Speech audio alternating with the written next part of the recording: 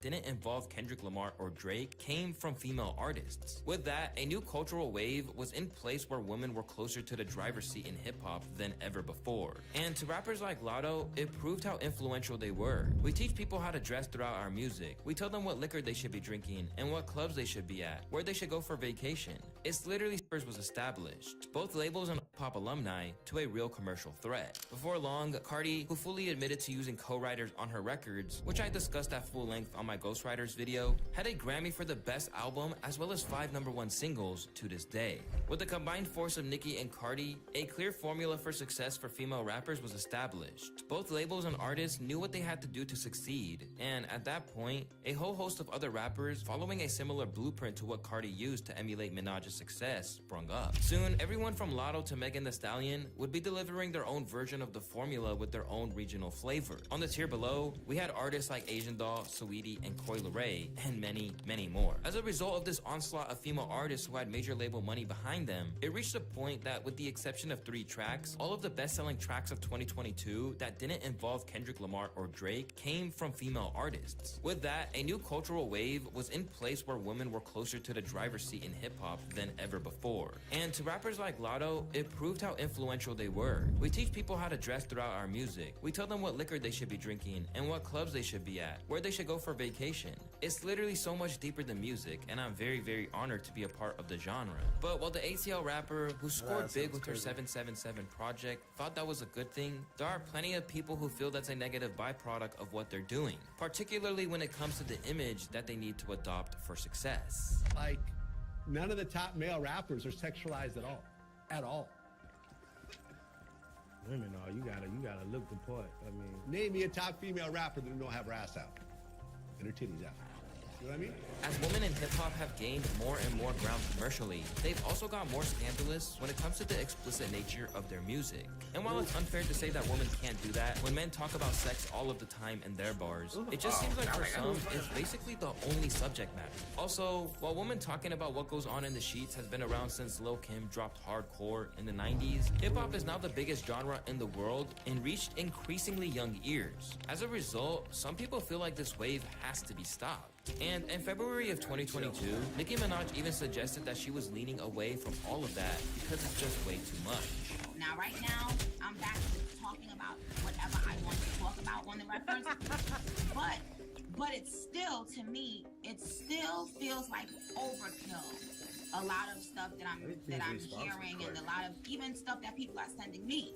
If it's too much of the sexual stuff, it feels, it's just not making me feel super comfortable anymore. But she clearly had a change of heart, or was told by her label that sex is simply what sells, because on her next hit single, Super Freaky Girl, that dropped about 6 months later, Nicki relied on her old-fashioned formula, leading to her first ever solo #1 single in the process. While Nicki might have her own role to play in making the over-sexualization of women in rap so financially viable, what you can't take away from her is that she can rhyme. While in the case of some recent disciples of her and Cardi's, the same can't really be said. Instead, they have found a gap in the market to create pop hits that turn them into overnight stars. The majority of the women who are rapping these days can't rap. So what's happened is that the hot songs for women are catchphrases and catchlines. And they're more focused on catchy shit than guys are. I hope that makes sense. So arguably, I could say Ice Spice Munch is a garbage rap song. However, it's an amazing, quotable song. These days, all the catchy shit is female shit. That's facts. In layman's terms, one catchy line can kickstart a female rapper's entire music career. And this method worked tremendously well for artists such as Ice Spice, Glorilla, and Sexy Red. But from the explicit bars to the TikTok-oriented music, there's a lot of evidence to suggest that the formula isn't really working like it was. Or at the very least, people are waking up to the fact that while real female MCs like Little Sims and Rhapsody remain outside of the mainstream, these rappers who are all following the same path are getting increasingly easy to replace. And in recent months or even weeks, the narrative around female hip-hop has dramatically shifted. Rather than being seen as the ones leading the charges, people are starting to think that the hype is dying down. Y'all ain't gonna wanna hear it from me, but the girl rapper wave is over. But all of that, go find a girl, send her to Columbia, get it done, put her in the studio with fucking Mike Will or any one of them niggas. all of that planting the girl in the scene, getting the record, and it taking off, that wave is over. I think labels are looking at it like very few of y'all are selling records, and none of these records work. Now, Joe is making some pretty big claims in that clip, but it turns out there's actually evidence to back up what others are saying. Honestly, I just think the female rapper bubble has popped. This is like when all the snap rappers came out back in the early 2000s. Cardi didn't have the love, Meg just wasn't talented enough, the rest are a dime a dozen. Nicki would still have the best first week, and she is in her 40s. While we'll get to numbers in a moment, there are also other factors that have not really done the woman any favors when it comes to sustaining their buzz. For one thing, there is the constant infighting, which has prevented them from getting any type of unity. Every couple of days, there is some petty feud starting between the women of hip-hop. Whether it's Lotto comparing Coi Leray's body to a blunt, or Cardi trying to beef with Bia, but keeping things super vague, there's barely a day that goes by where female rappers aren't going live and trying to air someone out. But y'all getting me this close to dropping receipts on my project and everything. Cause y'all getting a lot of nerves. Not only that, but drop these conversations that I have with you bitches. The conversations is embarrassing. You bitches gonna look fucking crazy if I drop these fucking conversations. Stop testing me. Stop trying me. You bitches got my number. Stop doing any of this shit. Stop playing with me. I don't bother you bitches, I don't sub you bitches, I don't talk about you bitches. Although you could put this down to youth, it doesn't help that their queen isn't exactly setting a great example either, and proving that the advice MC Lyte tried to give them all hasn't been taken on board. From Lotto to Megan Thee Stallion, Nicki has been wading into beef whenever she wants these days. Knowing that you're not it, to the point that you need another woman to be gone in order for you to shine. I never needed to do anything else my entire career except for be a bad bitch and be a real motherfucking MC. So aggressive. When the day came, they pretended like they had never said that. Didn't respond to my texts and started shading me on social media. Suffering from a major victim complex, Nicki always feels as if the industry is trying to keep her down in favor of other girls, and using it to rationalize her own shortcomings, like when the sales of her album Pink Friday 2 got downgraded. This was especially clear when Nicki said this in a now deleted rant on X. They said 199,000 just so that 2 wouldn't leave their mouth. It's at 300,000, but once they filter out 100,000, you'll be none the fucking wiser. I'm being punished for not signing a 360 deal, making great music, having great fans, and for not leaving the game so that their new Nickis, who signed 360 deals, to be propped up to look as though they are a lot more successful than they really are. While rants like these are common from Nicki now, it's hard to take them seriously. Because if the industry is trying to make these people look more successful than they are, then they're doing a terrible job. Just take a look at Saweetie. Back in 2022, the Cali rapper, who has 13 million Instagram followers, somehow only sold 2,000 units on her new EP, The Sweet Life, in its first week. This led to her getting pretty heavily clowned online, even by producers like Sunny Digital, who said 13 million followers, hundreds of thousands of likes on all of her pictures, and the album sold less than 2,000 copies. That's crazy. The math ain't adding up. Sunny's confusion is obviously wild, because traditionally, if you have that many fans, then you really should be making a killing in record sales. But for a while now, people have been waking up to the fact that many of these rappers' success and visibility are often looked at as the same thing, when that isn't necessarily what's really going down.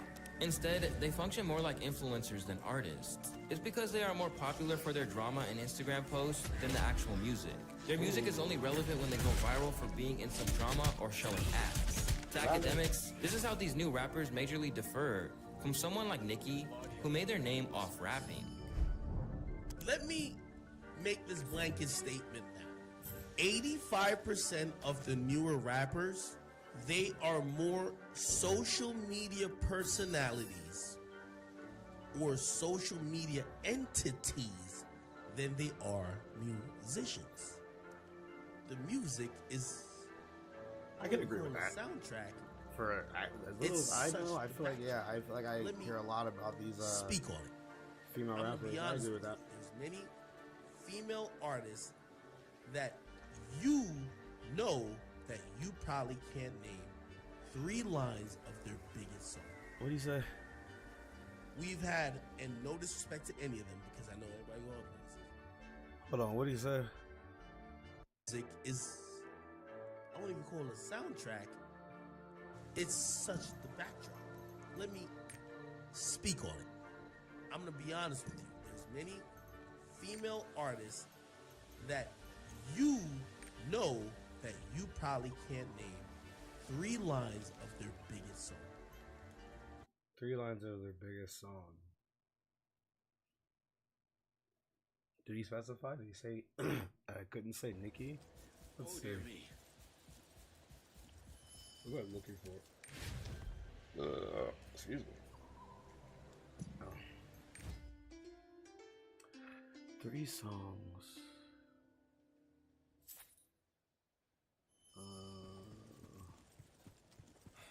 Let's see. I don't know what he said. I think he said 3 big songs. So what?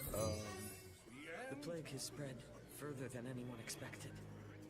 The sky is black from burning all the bodies. Young Ma had a song that was pretty Trying cool. to save as many as I can. But we're sorely undermanned at the guard bunch of posts. Nicki on my This place needs someone like you. Please defend the outpost against these infected attackers.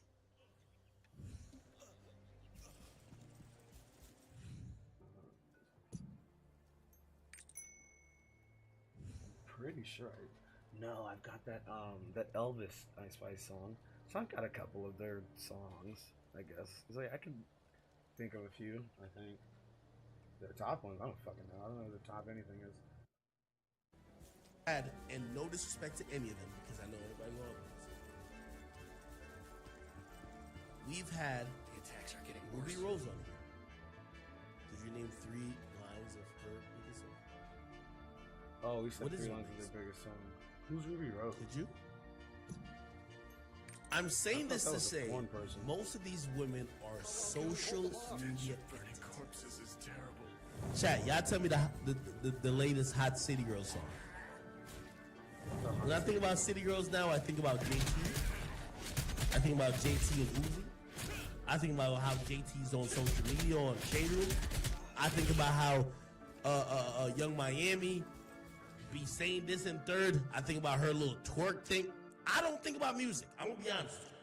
It's funny he should mention City Girls because much like Sweetie, their numbers have had a crazy decline as well. Where their 2020 album City on Lock made them stars and spawned big singles, 2023's Raw debuted at number 117 with 10,000 copies sold. As a result, they were clowned relentlessly. If you don't go hard with promoting your shit and putting it in people's face, like, of course it's gonna miss people. And I feel like it missed a lot of people. And then by the time people discovered it, it was discovered as a joke. Like, a lot of people found out through our record sales because that was probably the most viral thing. Like, As for the idea that drama keeps these ladies selling records, look no further than Megan Thee Stallion herself. All of the Tory Lanez saga aside, her recent single Hiss wouldn't have been as successful as it was without the Nicki drama which surrounded it.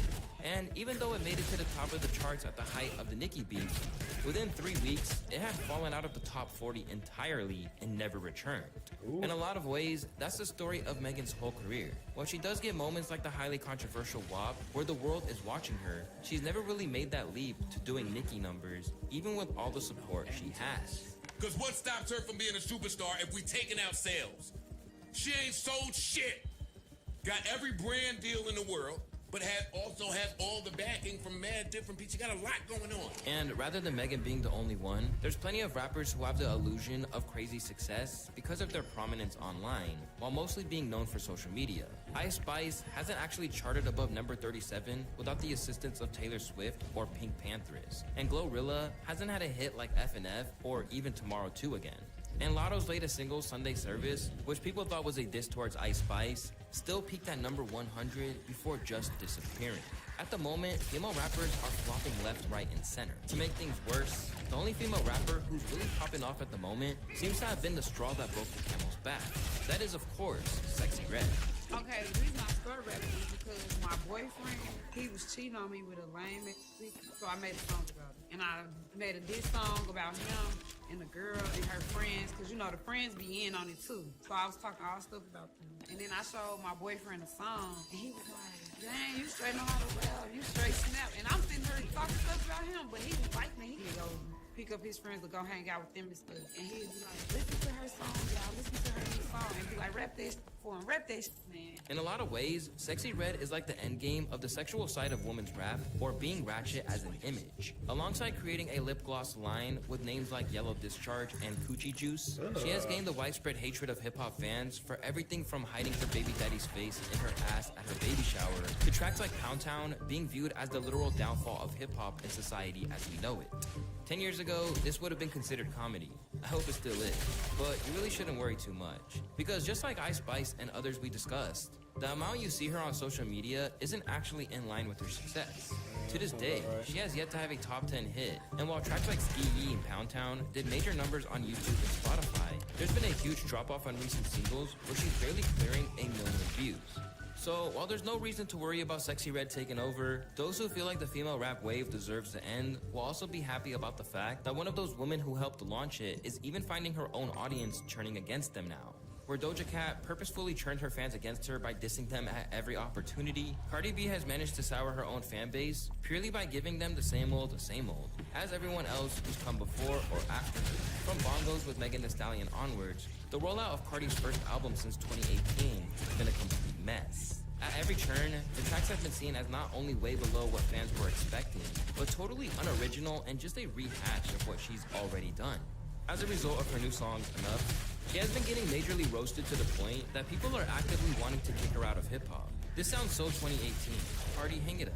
Her music doesn't have replay value. No one even plays Bodak Yellow. She needs to stick to modeling or acting. This is not good. Are y'all high? With everything going on right now and the fading fortunes of all these female rappers, it looks like the wave that once had hip-hop in a chokehold has lost its appeal. Now, that doesn't mean it's going to go away immediately, but as Joe Budden explained, it just means that labels won't be putting such an emphasis on looking for who's up next now, when it's been proven that a lot of them can't move records. So they ran to the women and they did it. I'm saying now, no. And that saying, there will still be women rappers.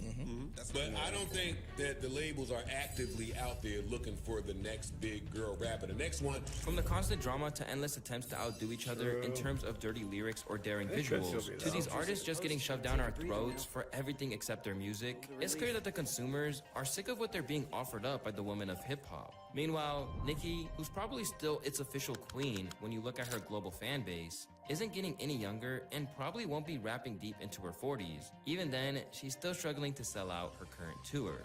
Now, it looks like there's only two ways to go. Either they evolve, or we're about to enter into another dark age where there's no woman who's really running the game at all.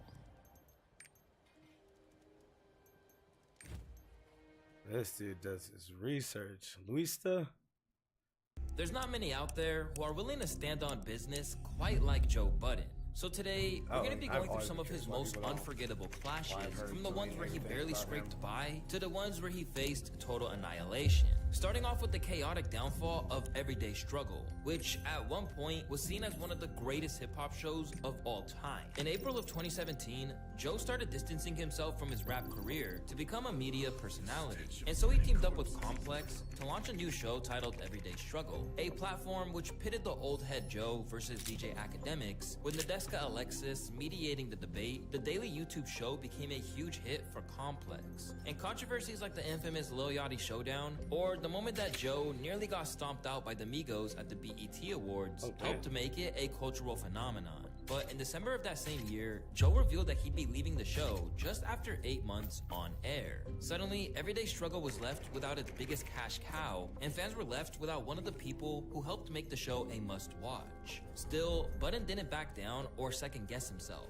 Because if there's one thing about Joe, is that once he's made up his mind that a situation no longer benefits him, he'll tear it down to the foundations. I created that show. I'll create another if need be. It's when you can't create that you move without integrity. Shortly after the news broke, Joe went in on Complex during the latest edition of the JBP. What it quickly became was the best hip-hop show ever, in my opinion. The dynamic between the three of us on that screen does not exist without everybody playing a part. I think that part from day one was disregarded and ignored by whoever it is that is running Complex. That's what I think. From there, he went on to explain how he believed he and his co-hosts were undervalued by Complex, with the trio's show being mismanaged by the higher-ups. Fast forward. Spotify calls them. They want us to talk about a Rat Caviar playlist. They want to insert topics for me to speak about Candid under the guise of it being candid for no money or very little. As the creator of this show,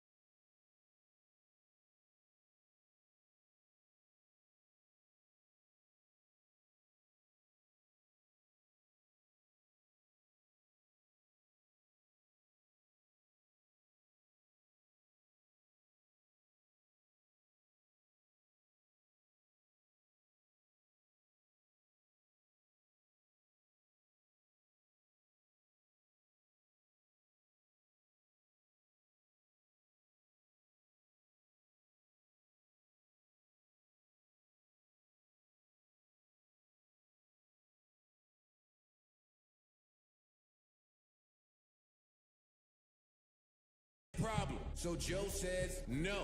Know what they said? You, Joe. We'll do it without you. Know what Spotify said? Sorry, Complex. No, you won't. Despite Joe's departure, Complex attempted to retain the show's popularity with new co-hosts like Star and Wayno. However, they couldn't recapture the magic. And years on, it's clear that they couldn't make the commitment required to make them stick around. And as a result, they lost their most profitable show. Because as Joe explained during an off-the-record podcast with academics, he wouldn't tolerate being given less than what he saw as his rightful piece of the pie. I went to work for what was that, 22 grand a month? 19 months a year. And in my next cycle, I wanted it to die. When my contract was over, I wanted 50 grand a month. They came back and said something like 40. And I said, 40? They didn't. They started to realize how hard it was to replace you. If it was an additional 10 grand a month, they, I believe, we're going to get some backup. Would have paid you. We're under attack by plague creatures. Complex had something special that no other YouTube show they have today has been able to replicate. And to this day, people still miss it and blame the media company for how it all went down. Complex dropped the ball penny pitching in the short term, but lost a potentially game-changing show long term. Ak and Joe brought attention to Complex that wasn't previously there. Both Ak and Joe are thriving without Complex. When he left Everyday Struggle, Joe Budden presented himself as a man who took a stand for creator equity and a fair slice of the revenue for everyone who makes the content what it is. But before long, Joe's next victims would accuse him of doing the same thing that he's accused both Complex and the podcast's former partner, Spotify, of. Since the JBP rose to prominence, Rory and Mal were the cornerstones of the show alongside Joe Budden. Their chemistry was amazing, and it seemed like the only way was up for the trio. But things went up in flames in May of 2021 when he infamously fired Rory on air. He still feels like he has choices and options. He feels like he's entitled to more. Rory, you are in breach of your contract, and from this point forward, you are fired. Hey. And you're not welcome back. Hey. Does anybody in here have a problem that I'm the person that has to say that? Maul, I'm the person that has to say that. The gall of you to think that you are observing the way that I am. We have things sorely mistaken around here. As opposed to coming from nowhere, there would be signs of what was to come, as there was constantly long-standing disputes over money. There was a point during the podcast, I think y'all thought I was trying to keep us from the bag.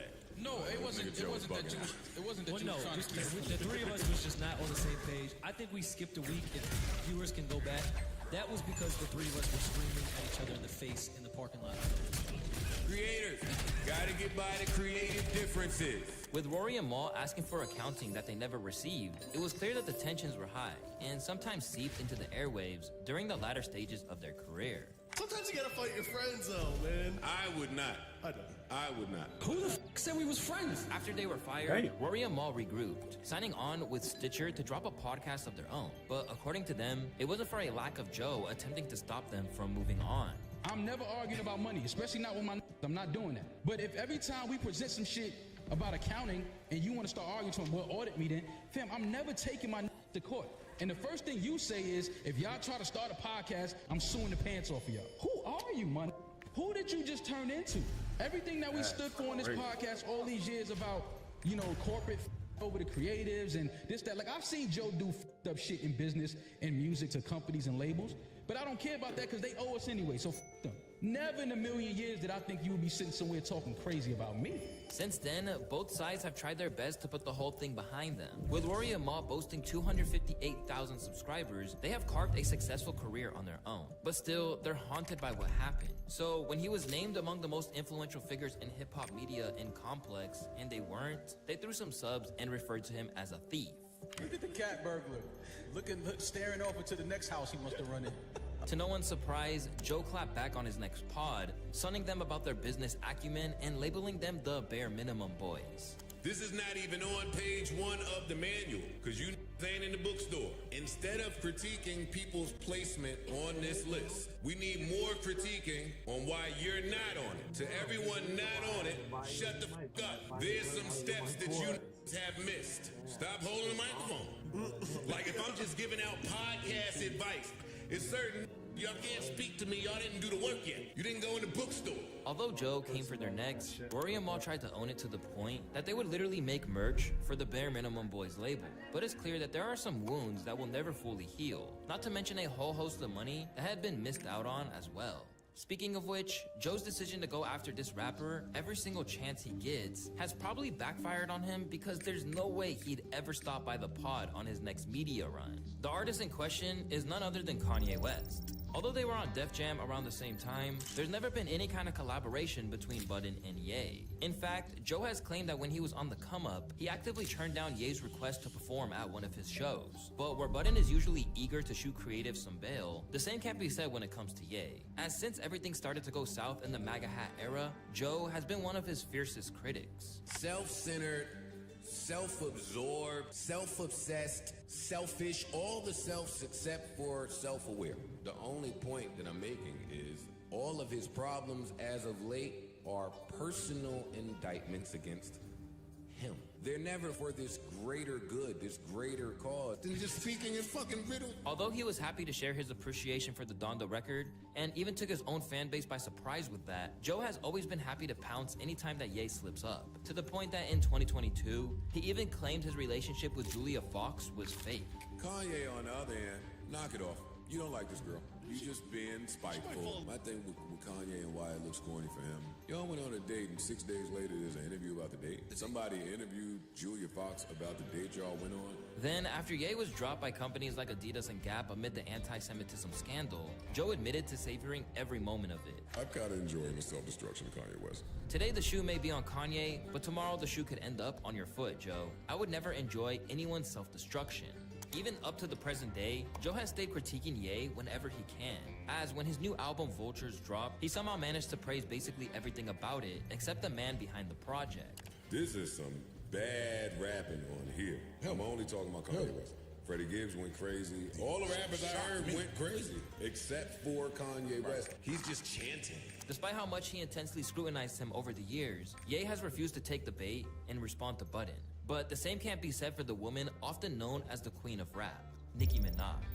The animosity between Nicki and Joe all began back in 2017 during the heyday of Everyday Struggle. On the show, Joe and Ak both cast doubt over the claims that Nicki, who seemed to actively diss Cardi B on the track, knew that she was on it. In response, Nicki accused them of pitting the two against each other. I was on the song with Quavo, no one else. He called and asked, I think we should put Barty on it. I said, okay, let's do it.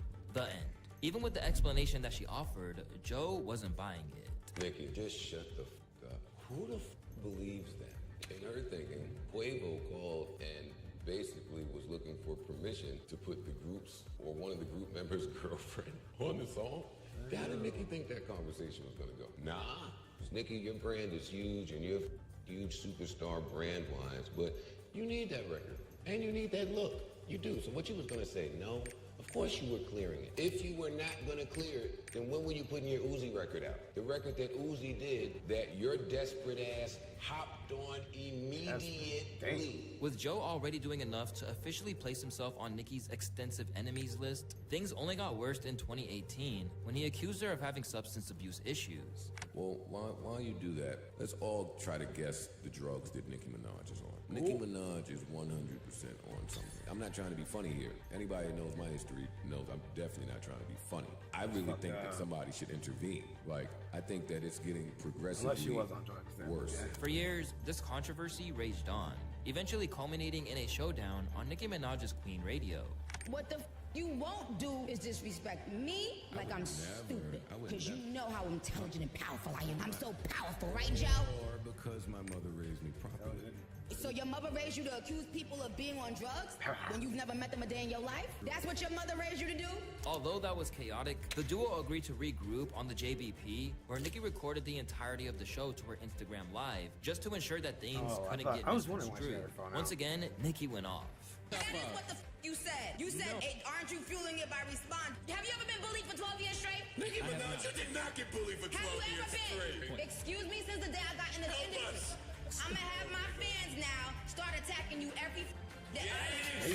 Although it seemed like they had reached a truce by the end, people still weren't happy with how Joe and the crew spoke to Nicki, or how they basically tried to tell her that she was crazy, manipulating, gaslighting, mocking, catcalling, and so much bullying. Immense respect for Nicki. They just joke and downplay their words. Now at peace with one another, Joe Budden has gotten Nicki on his side, and these days, he's even taken her side in the beef with Megan Thee Stallion. I've seen this woman do horrible things to some really great people that I have long-standing relationships with in this industry. So I'm biased. Like, you can't just treat my friends and people I fuck with and people I've seen in this game for 15 years. Crazy. If you guys aren't aware of this beef, I'm not gonna go too in depth on this video, but you can check out the full story on today's sponsor, Ground News. Ground News is a really dope website and app that helps you navigate through all the noise that comes with news sites. With so much information out there, it's important to get a full picture of what's going on, especially when headlines might not tell the whole story and rely on clickbait. Make sure you check them out at ground.news/Luesta, scan the QR code, or click the link below to get 40% off their Vantage plan, which is the one I'm using.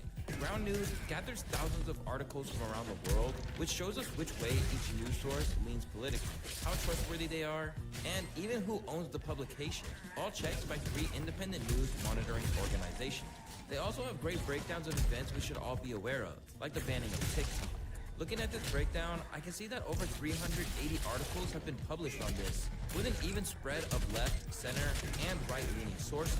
What I find really interesting is that sources on the left, like CNN, talk about the ban in the context of Trump, while right-leaning sources like the New York Post are focused on the pressure of Democrats as the bill enters the Senate. I like that Ground News lets us see different sides of a story, so we can make up our own mind about what's really happening, while not being fed false information from one side or another. If you want to know the truth and you're tired of news that's not straight, you should try Ground News. You can get a special deal by going to ground.news/Luesta to cut through the shady headlines and come to your own conclusions about the news. And if you subscribe to my link, you can get 40% off their Vantage plan. And lastly, I want to say thanks to Ground News for sponsoring this video. But the jury's out in terms of whether he ever truly made amends with Nicki, or just basically let her feel heard just enough to let it go. But after all, Joe has had tricks up his sleeve since his days as an MC, and no one knows this better than Saigon. Back in 2009, Joe squared off with Saigon, another New York rapper, over a series of heated diss tracks, the most notable of which, Button's Pain in His Life response towards Saigon, which has been held up as one of the best diss tracks of all time by some hip-hop purists. So much so that when he went on Math Hoffa's My Expert Opinion podcast, he suggested that he won the battle, and he got absolutely cooked by the internet for it. I hope Saigon sees these comments and finally understands what happened.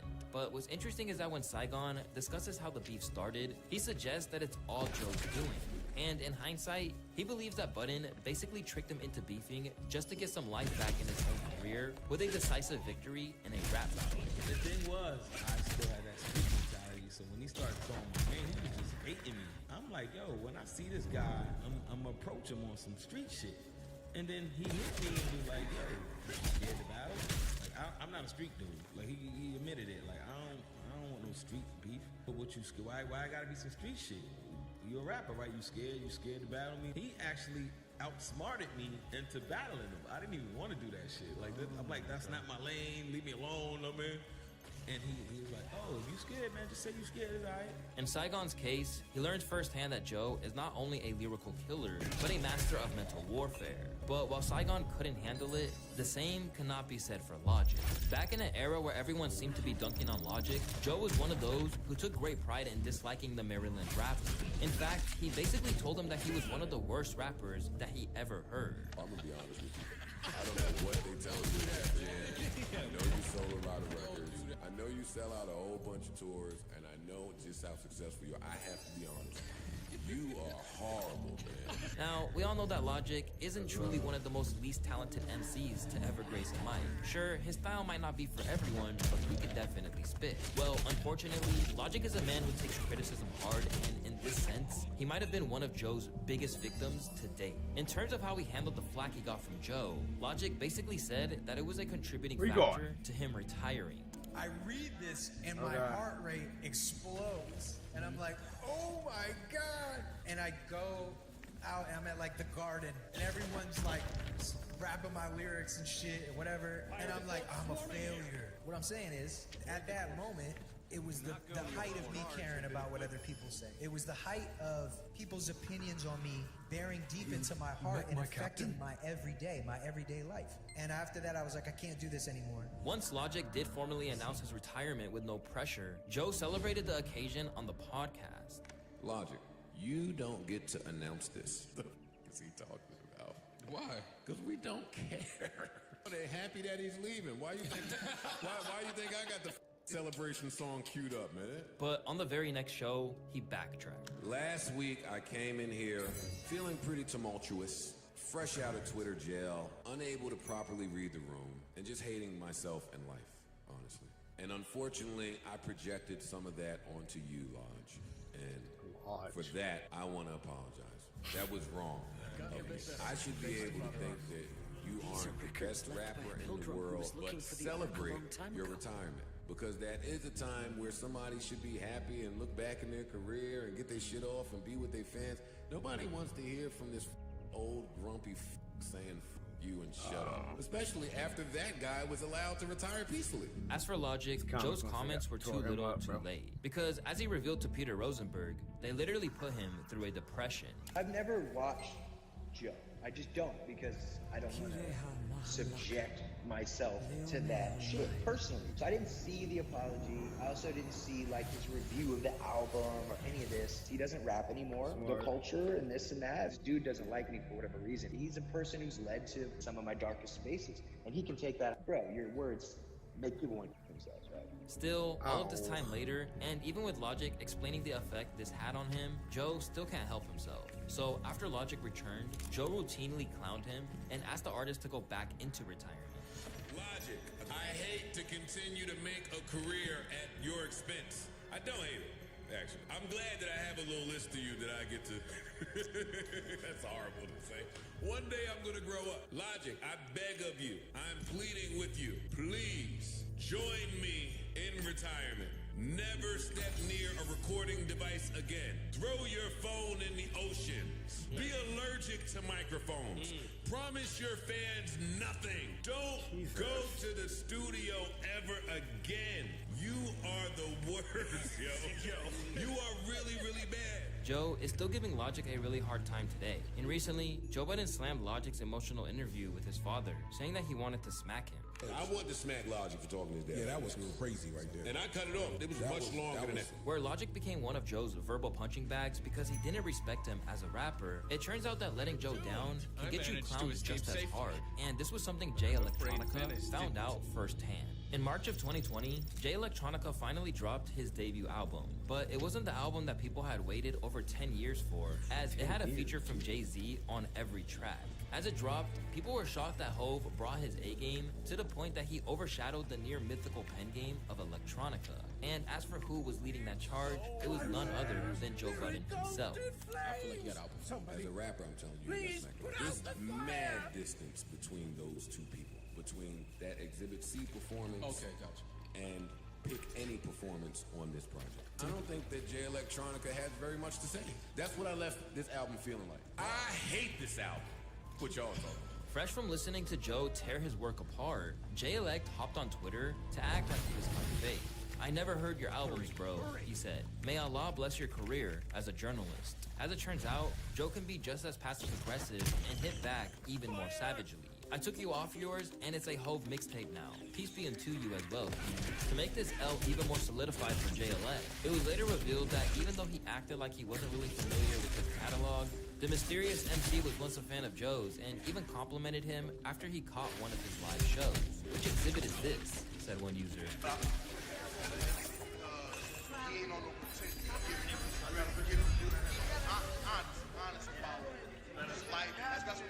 After schooling Jay Elect when it came to the art of war, it's often the case that Joe is just too well versed in beefing. But what happens when Budden meets someone who can match him when it comes to capacity for insults and influence in hip-hop? This, until recently at least, has been the case when it comes to his on and off beef with Charlemagne the God. Although they've occasionally linked up to collaborate on content, the two most loud-mouthed individuals in hip-hop have been at odds for years. In terms of when things really heated up between them, it can be traced to when Joe Budden had dissed Meek Mill for seemingly changing for his then-girlfriend, Nicki Minaj. Soon, Charlemagne awarded him with Donkey of the Day and pointed to the domestic abuse allegations that he had been hit with over the years to put him on blast.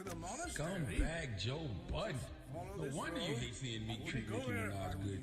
Joe Budden, you gotta shut the F up forever, okay? The one thing you should not be commenting on ever is how somebody treats their woman in a relationship. What disgusts me is how disgusted you sound about a man treating a woman nice. You got all this turmoil consistently in all your relationships. Aired out for his past indiscretions, Charlemagne refused to back down. So when Joe finally got to appear on The Breakfast Club again when promoting his final album, he called the radio host out for what he saw as unfair treatment. Charlemagne went real hard with that whole mix. He went like extra hard. We played the audio from the podcast, but it's taken out of context if you're not listening to the entire conversation. So that's what happens a lot in media today. You just snatch a quick bite, and that's what it is. I said he's changing, man. And Charlemagne, Donkey of the Day, it was hard. And then Drake comes right behind me and says the same thing. And sends you some bottles, and now you're like, hey, Meek, get him out of here. Feeling like he had been given unfair treatment at the hands of Charlemagne, this would birth Joe Budden's belief that Charlemagne was carrying out a one-man campaign against him. And over time, he'd have plenty of evidence to back up this claim. Like when things went wrong at Spotify and he turned down $20 million, Charlemagne didn't hesitate to shade him again. It sounds to me like Joe Budden is a person who knows his worth, but doesn't know how to properly negotiate. But if you keep doing deals with various corporate issues, you keep getting trash-ass deals, that's on you. If you keep having the same issues with various companies to do the same thing at Complex, it's probably not them, it's probably you, Joe. You may know your worth, but you have to know how to properly negotiate. But at this point, Joe finally had enough. As while Joe is the master of his own platform, Joe was happy to point out that Charlemagne was just an employee. Charlemagne, you're not gonna get it because I own this. My most valuable, my most powerful, my most accomplished asset, I own it. ownership. You see all these black people running around preaching ownership. There's a reason for it. Later, Joe explained why he felt the need to do this, linking it back to the idea that Charlemagne had some kind of vendetta against him. You're trying to get a new deal, and one of the more powerful voices in black media goes on the airwaves and defames you or lowers your worth and value or paints you in a way, then what do you call that? And that's before I get into the smear campaign part of the smear campaign. But rather than let it go, this is something that Joe has always harbored. I got on Charlemagne because he appeared to be going out of his way to devalue me. One of the most prominent voices in this media thing, for that one instance where it appeared that I was down, used all of his platforms and all of his might to continue to push the narrative that Joe f***ed it up. Since 2010, he has sat on that platform kicking my back in. Anybody that had something negative to say, he spoke to him. He added fuel to anything that was negative Joe. But where it could be argued that it's Joe that's the victim here, the truth of the matter is that he's just biding his time and painting himself as the good guy in the situation.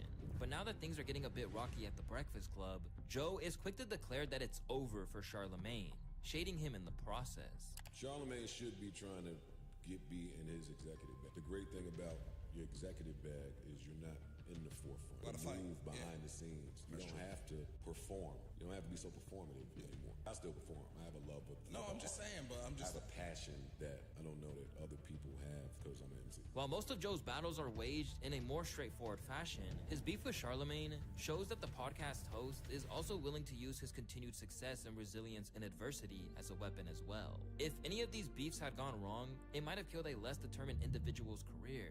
But somehow, some way, no matter how bad things look, Joe survives anything. And before the next person tries to engage with him in a combative way, they should really consider that. Eminem is also one of Joe Budden's biggest victims, but if you guys want to hear about that story, make sure to click the video on the screen. In hip-hop, the authenticity that comes with writing your own rhymes is super important.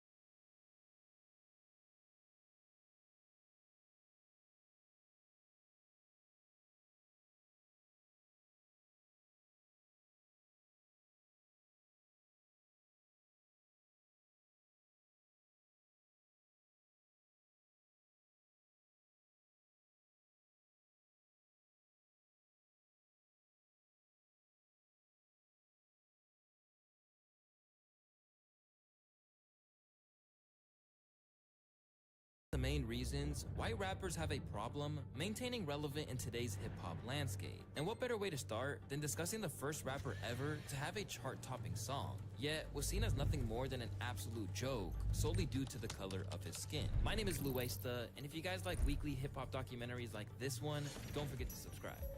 When Vanilla Ice started blowing up in the early 1990s, hip-hop began having a suspicion of white rappers and the success they obtained. Because even though Ice was regarded as someone who had fabricated a story about growing up in the hood, and even got pressed for it on national television, They're showing your own jealousy, man. That's all it is. You saw Flavor Flav. You know, me and him, we're homies. Is that why you brought him out, just to show you have a black supporter? And No, I brought him out because he's a friend of mine. They don't like that, man. White Suburbia didn't care. All that mattered was that his tracks were catchy and that he was deemed cool enough for people to listen to. As a result, Vanilla Ice went on to make history when he scored hip-hop's first chart-topping hit with his track Ice Ice Baby from 1990. Ice, ice, baby. Alright, stop.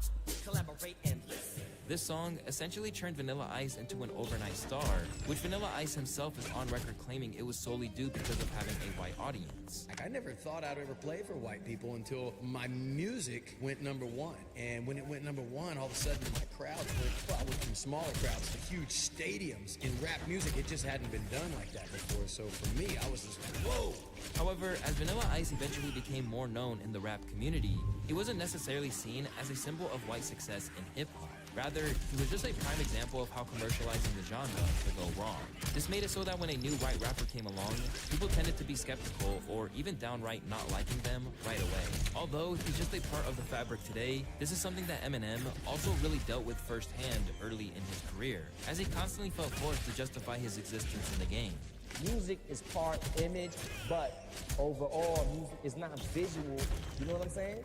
You hear music, you listen to music. When it boils down to it, it's what the person is saying. Music is just like football or any sport. If you're good at it, you're good at it, and it don't care what color you are, what you look like, or nothing like that. But despite M's belief that skills were all that mattered, it isn't necessarily the case. And as late as 2022, M admitted that he was still hurt over the white rapper criticism he received during the early stages of his career. When things started happening for me, I was getting a lot of heat being a white rapper, and XXL wrote something about that, Eminem said. I remember going to one of those newsstands in New York when the magazine had just started out, and I bought that and a couple of other rap magazines. I flipped to the last page, and XXL was dissing me. What the fuck? He then stated how he felt hurt because they didn't know him, and emphasized the respect and awareness he had for the genre's roots. But it's not just XXL. Even rappers like Lord Jamar are constantly downplaying any ounce of his success as a white man in a black man's genre. When we go into everyday life of black people, the people who are the originators of this shit, we don't fucking listen to Eminem. We don't listen to Eminem. Obviously, M overcame these hurdles and went on to have one of the most successful careers hip-hop has ever seen. But where Shady went on to dominate the game, it should also be noted that he's the only white rapper to really do this for any sustained length of time. As when it comes to some of the other people discussed in this video, they don't all necessarily achieve the same outcome.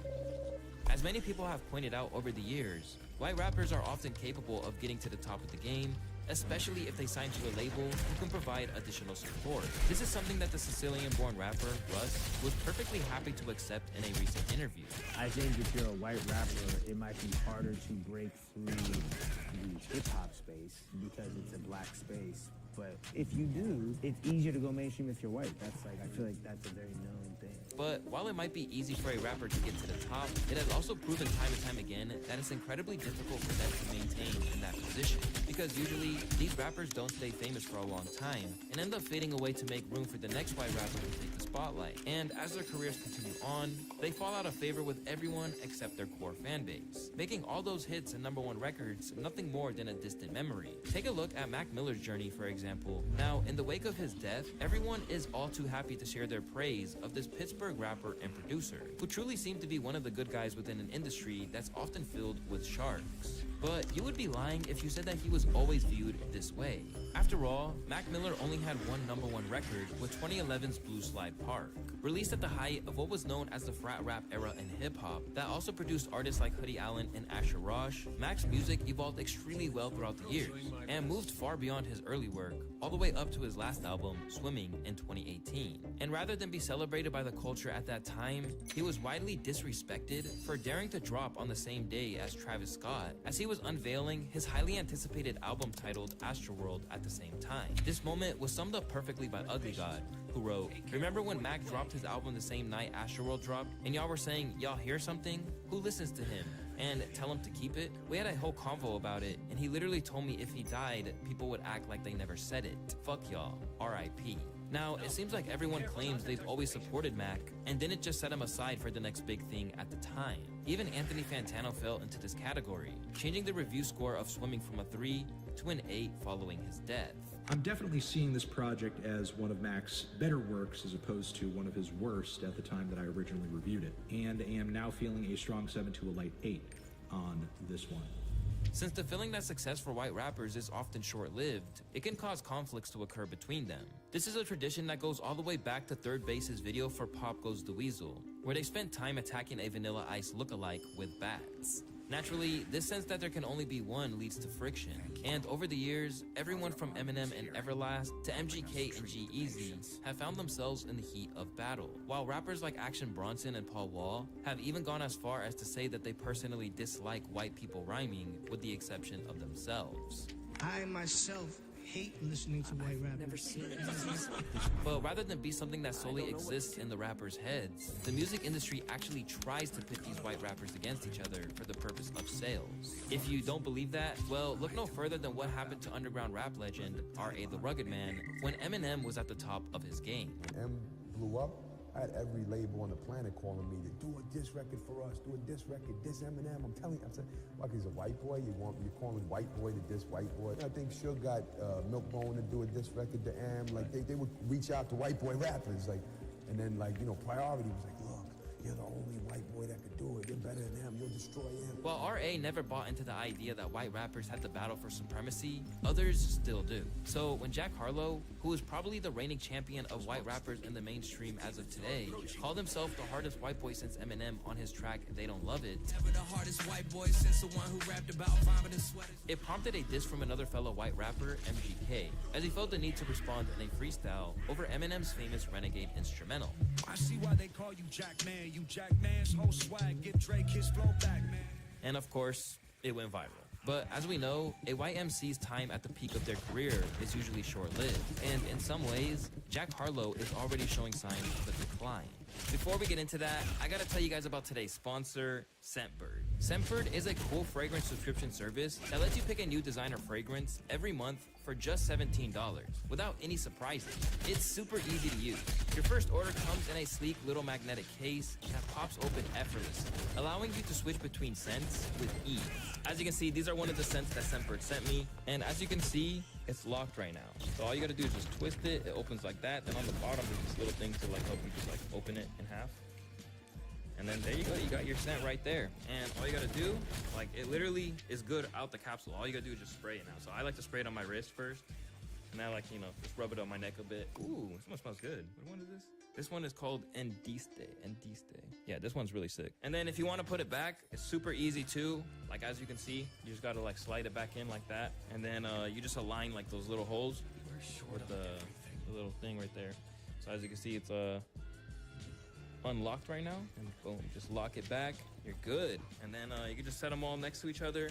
They come in like cool little colors. It's dope. Each vial holds around 120 sprays, giving you a 30-day supply in each set. Plus, Scentbird offers affordable and flexible subscription plans, which you're able to skip or cancel anytime, making it a hassle-free experience. With over 700 fragrances to choose from, including big names like Gucci, Prada, and Versace, it's almost impossible to not find a scent that you like. On top of all of that, the shipping is completely free in the US and Canada, so there's no hidden fees to worry about. As you can see, they sent me 3 fragrances to try, which are this one, and this one. And in the back of these cards, you can see like they have like a lot of cool information. Like as you can see, it says everything about it and like, you know, the ingredients they use. It's really dope. However, the other 2 they sent me were just as great. I don't know about y'all, but I personally struggle trying to find good cologne, but all of these suit me really well. Oh, and here's a sweet deal for all of my viewers.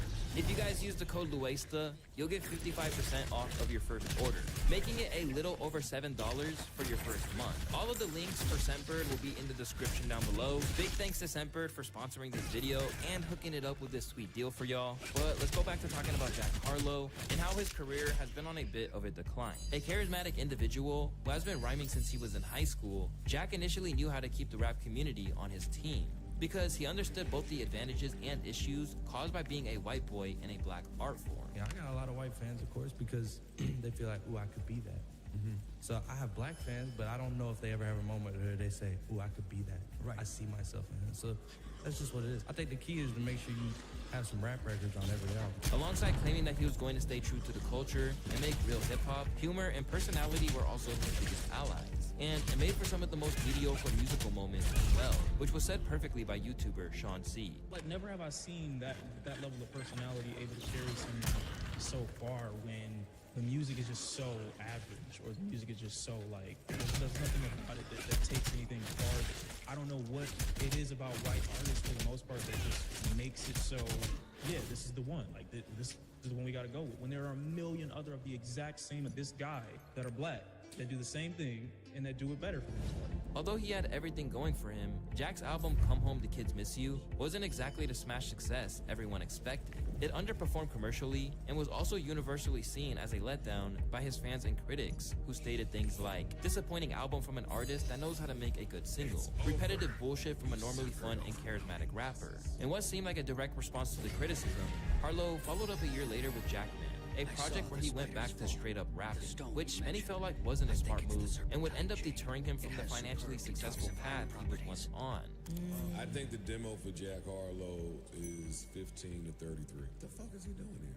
Yeah, that's why this is weird to me. Because he just sold way too many records and they put way too much money in him just now. And he did all right. This feels like it's trying to be his rapper album. Yeah. That's what I was going to say. Maybe. Kind of good, though. Yeah, it's not bad. I know you have to spend money to get a return, and this is silent. This is quiet, so I would be interested to see. This sound like less than 30,000 copies.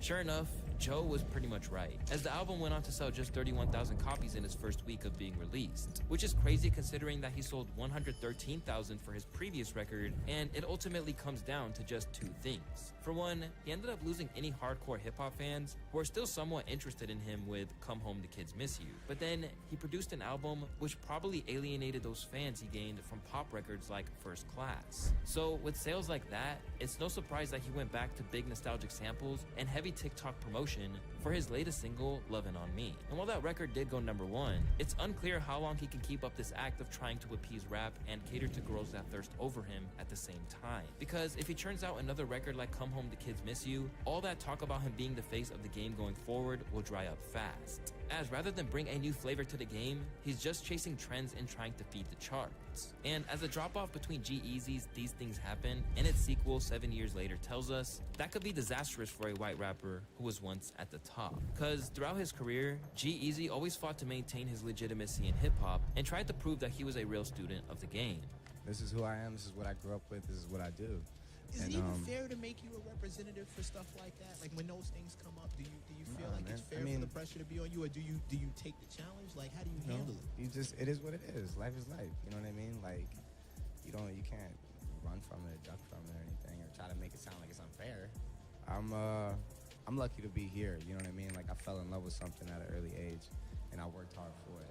When on the rise, the Bay Area rapper was pulling in respectable numbers, like 47K for his project titled These Things Happen, and working with megastars like Cardi B, Rocky, and French Montana to create hits like No Limit, which accumulated over 600 million views on YouTube. With his 2017 album, The Beautiful and Damned, selling a whopping 122,000 copies in its first week, people were truly amazed to see that just 4 years later, the sequel These Things Happen 2 sold to just 19K in that same time frame. His fans claimed that they felt like he had simply given up after losing his momentum, essentially marking the end of his relevance. These days, G-Eazy has been trying to sing instead of rap on recent records, as he probably saw the usual writing on the wall for white rappers and tried to evolve to stay relevant.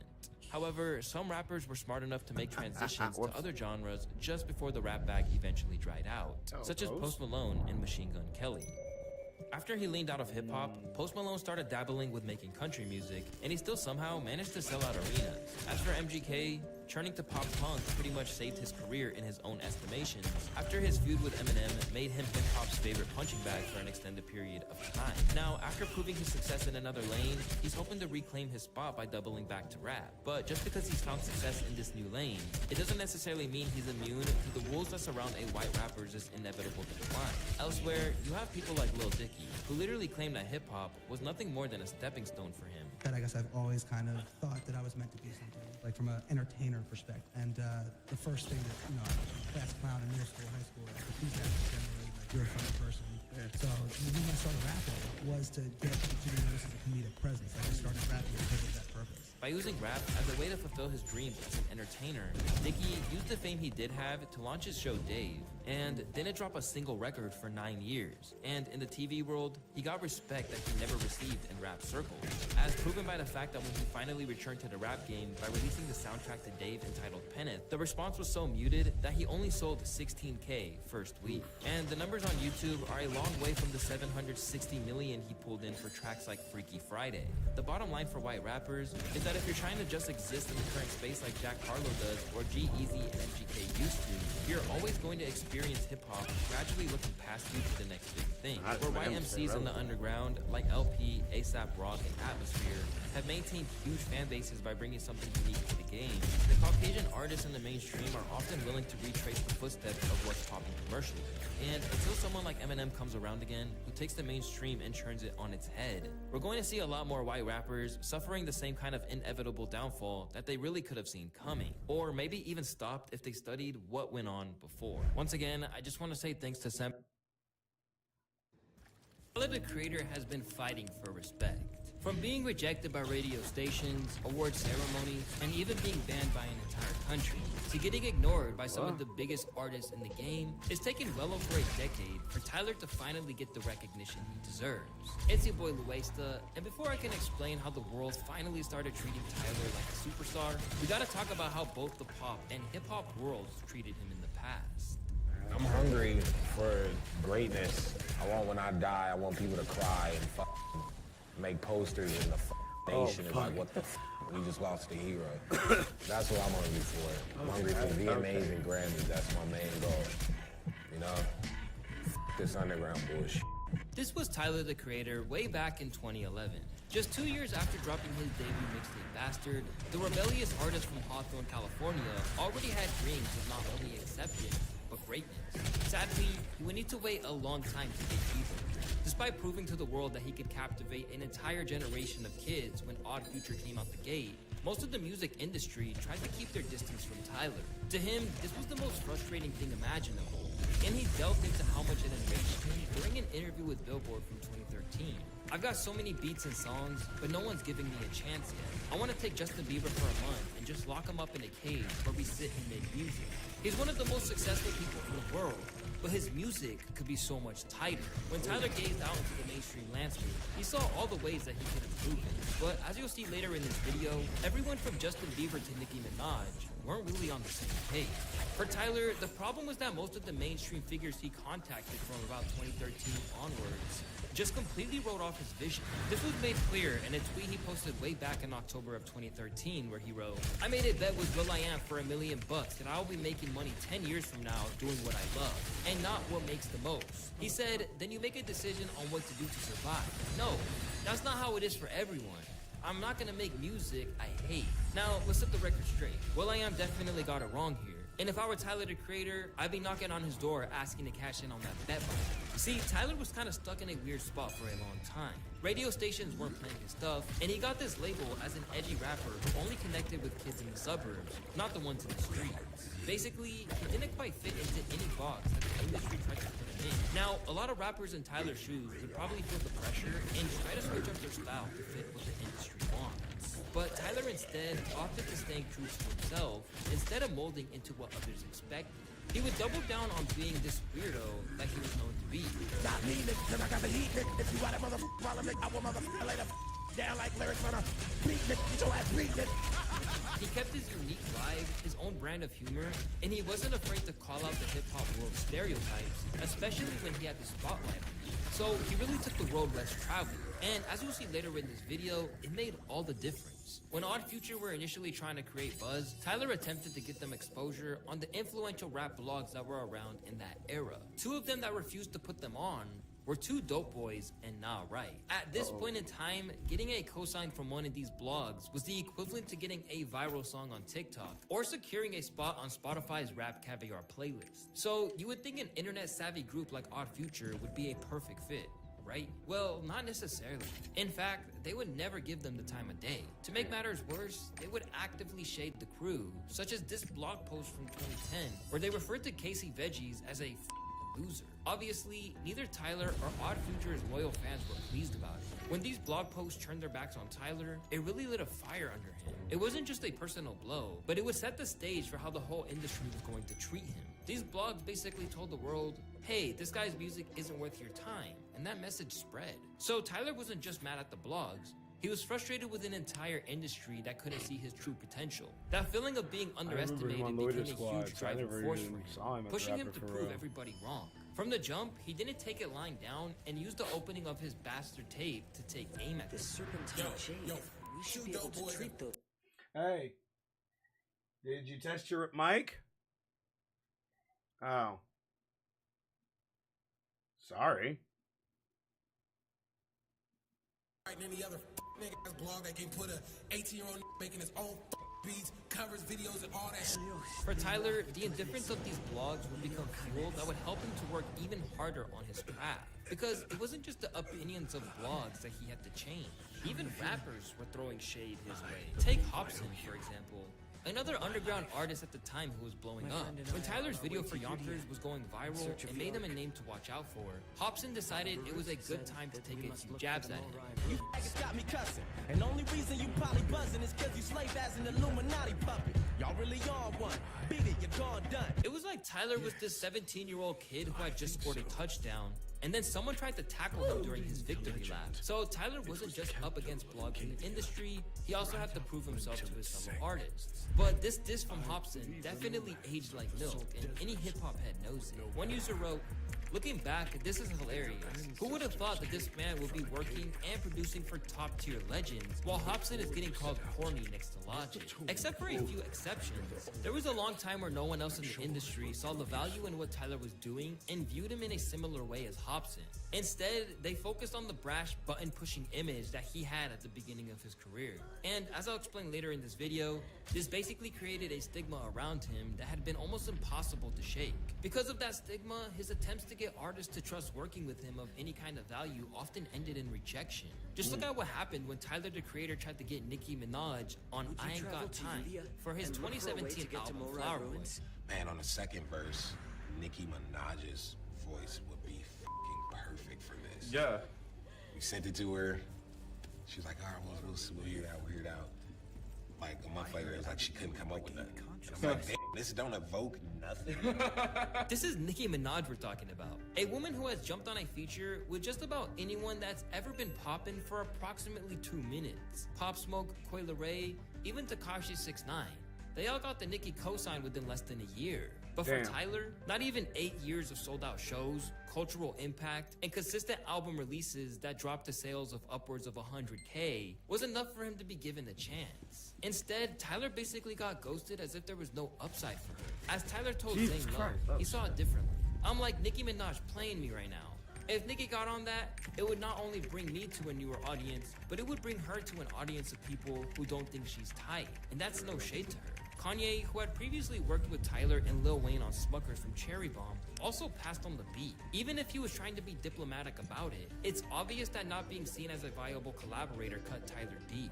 Unfortunately, even as Flower Boy made it to number 2 on the charts, he had still run into roadblocks with mainstream artists. At the moment, See You Again from Flower Boy is one of Tyler's biggest ever tracks with over 125 million views. And what's crazy is Tyler the Creator had claimed that this song was originally something he wrote for former One Direction member Zayn, but that he chose to hold onto it cause, quote, that bitch flaked on studio time twice. Originally recorded in 2017 with his vocals put in as a placeholder, Tyler the Creator's Earthquake was another track that was never intended to be his own. Amazingly, he wanted to give his highest charting song ever to Rihanna, and once again, Justin Bieber, who also rejected the song Glitter from Flower Boy. Or to be more accurate, he didn't even return the call. I wrote that for Bieber.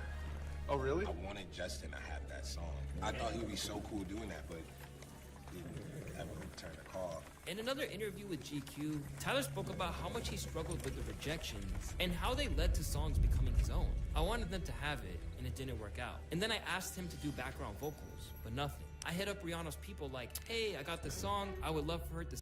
I think the craziest part is that he's saying like wanting them to have. So like, these people probably could have got this shit for free. Cause, I don't even know Tyler's shit like that, but Earthquake is a banger.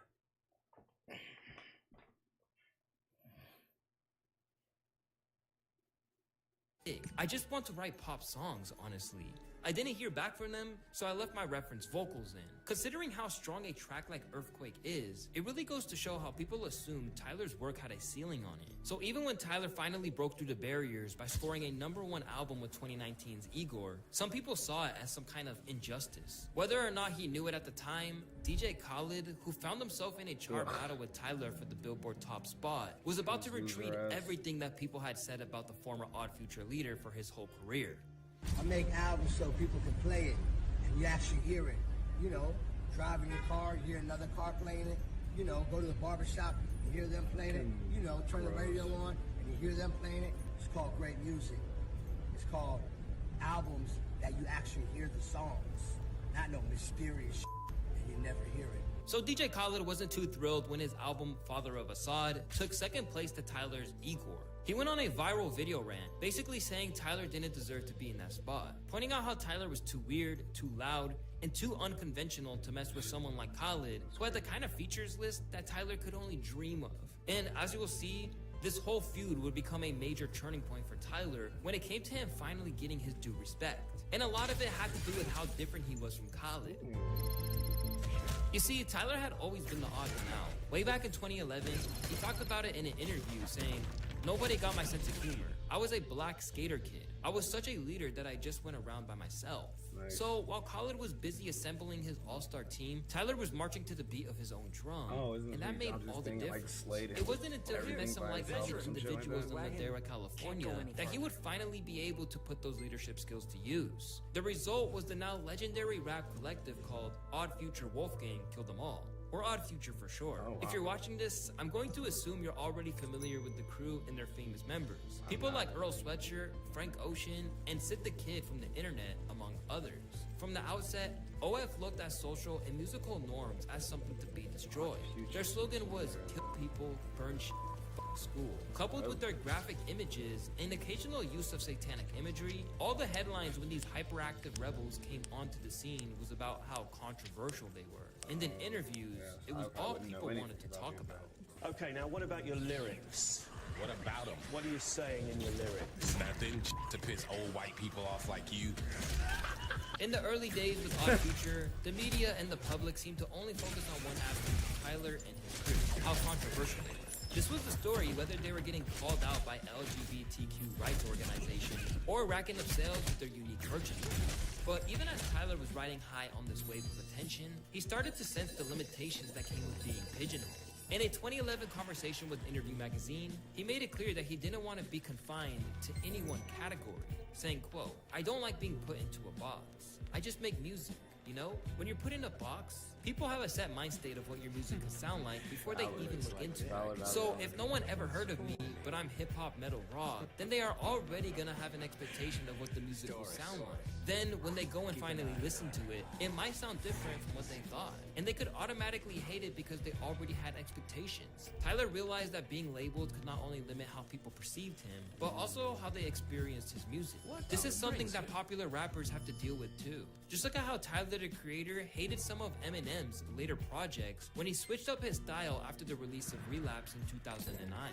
So the fans that didn't really like it, you gotta do fucking, I want the old M. I want the Marshall Mathers LPM. I want the old M. Snick, and I don't know, but it feels like he read that and was like, "Damn, you know what? Fuck, let me go back and try to rehash a moment." And when people go back, that is the grossest thing. Move forward. Get what you're into for real. And if you want to find out about how that beef went down, I'll link it at the end of the video. For Tyler, the real problem was that his early reputation, full of edgy humor and gritty beats, kind of set the stage for how people saw him. Because of that, many people who decided that he wasn't their cup of tea early on missed out on seeing how much he grew as an artist later. They checked out before getting a chance to see him evolve and show off different sides of his talent. In a Reddit post discussing this topic from 2013, one user made it clear this was the case when he wrote, "His entire gimmick is acting like an edgy teenager. You mean to tell me the guy who can't go one song without saying fat or making a rape joke didn't offend anyone? I still wonder why indie hype shit like Odd Future and especially Tyler are relevant in the first place." The problem about the hype that surrounded Odd Future and Tyler was that it came long before they were fully developed as artists. They were still experimenting and sometimes just playing around and having a good time. Take Tyler's song Yonkers as an example. This song became a huge viral hit in 2011 and really helped put him on the map. But what's crazy is that Tyler literally said he made the track in just 8 minutes as a sort of joke to poke fun at New York hip-hop. I was trying to make a New York beat, and we was just rapping like we was from New York. That's so nuts. That was actually a joke. I made that beat in literally 8 minutes. Up until recently, if you said the name Tyler, the Creator, to someone who's a casual rap fan, Yonkers was probably the first track that had come to their mind. So in some ways, Tyler is to blame for the skewed perception of his artistry. Because if you don't even take everything you put out seriously, how can anyone else? This was kind of the case for Ugly God, who I did a video on recently, who claimed all his music was trash. You said that you feel your music is trash. Oh, it's trash too. So you're saying your own music is trash. Wow. Trash. This became a problem down the line when he wanted to actually create music with some substance, and Tyler, the Creator, would constantly downplay his artistry in various interviews as well. Listen, Taco Jasper, Tyler, the Creator. April 2nd, if you want to buy a really album with horrible production, it has like no features on it, so it probably won't even spark your interest. You produced the whole thing, though. Yeah, that's why it's horrible. He wouldn't even try when he would do freestyles, which back then was a main way that rappers drew in viewers to showcase their talent.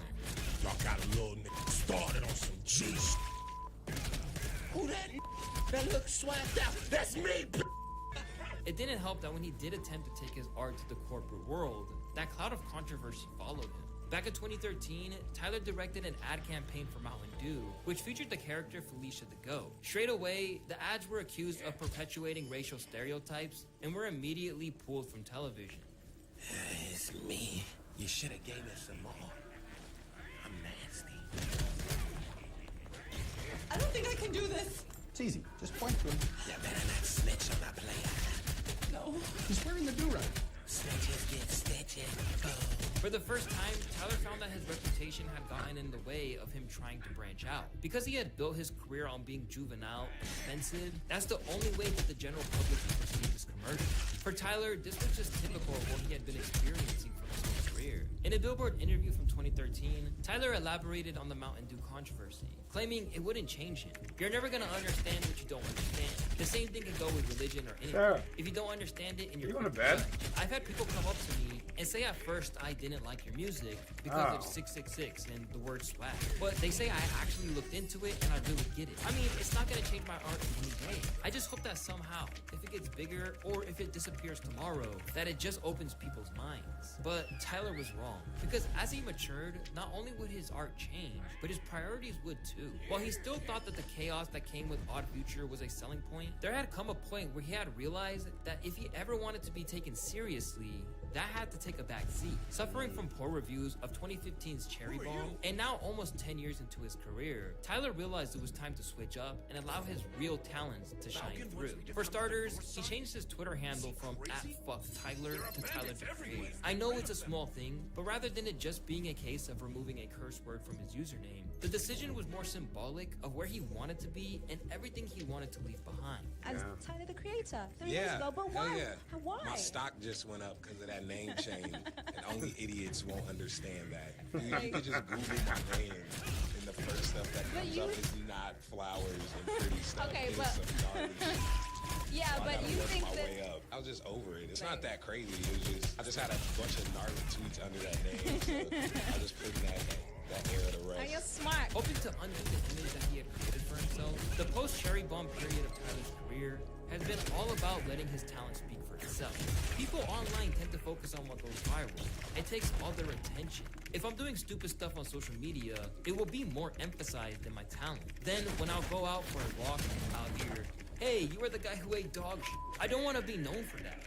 In 2017, I decided to stop my bullshit and make sure my music would come first. And it changed everything. I'd rather have people think I'm the super talented guy who cracks a joke than the super funny guy who makes music. Within 2 years, he had gotten a #1 album, a Grammy, and steadily began getting the respect he paid. But none of that happened without a reality check from his very own hero. Make something undeniable and make it equally as infectious. Why are you doing music? Is it just because you just want to look cool? Because that will burn out. When it becomes purpose-oriented, it can be as cool as the flashy shit, but it will be much more meaningful. Oh, okay, no more being silly, no more music first. And at that moment, be at home, I just wanted to change everything. I just wanted to switch, and the switch happen. With this pep talk from the nerd leader Pharrell, everything changed for Tyler. By putting the music first and sidelining the shenanigans, some of those people who hated earlier work like Goblin, Wolf, and Cherry Bomb finally had a potential to see Tyler's actual musical ability. Still, as Flower Boy dropped, Tyler still felt like he was unfairly marginalized despite the massive step forward that he had made. There's a lot of things that I was doing. People were like, what is he doing? And then 2 years later, it's what everyone's doing. I was doing that, and no one ever puts me on any of these lists or even respects me that I wanted.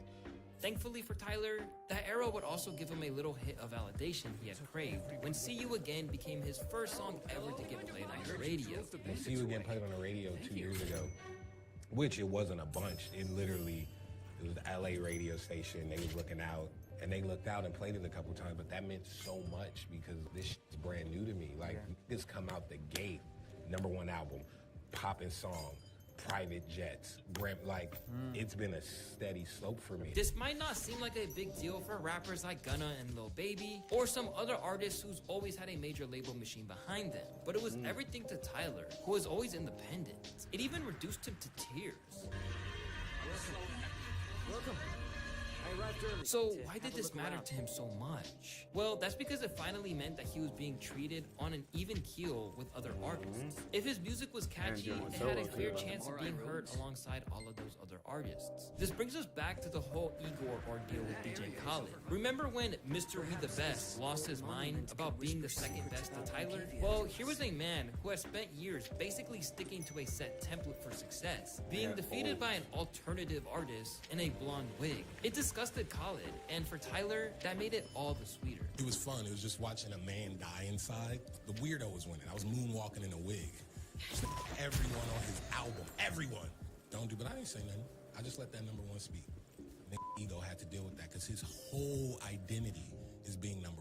And when he didn't get that, that sat with him longer in real lifetime than that moment. By making such a fuss about losing to Tyler, Khaled accidentally put a spotlight on Tyler's work, which was all about pushing boundaries and being different. With that, everything changed for Tyler. Suddenly, he wasn't willing to hear apologies that you didn't see his potential, because it was always in front of everyone's faces. It was his resilience that meant, over time, he couldn't be ignored any longer. It's like, all right, cool, I'm just doing my shit.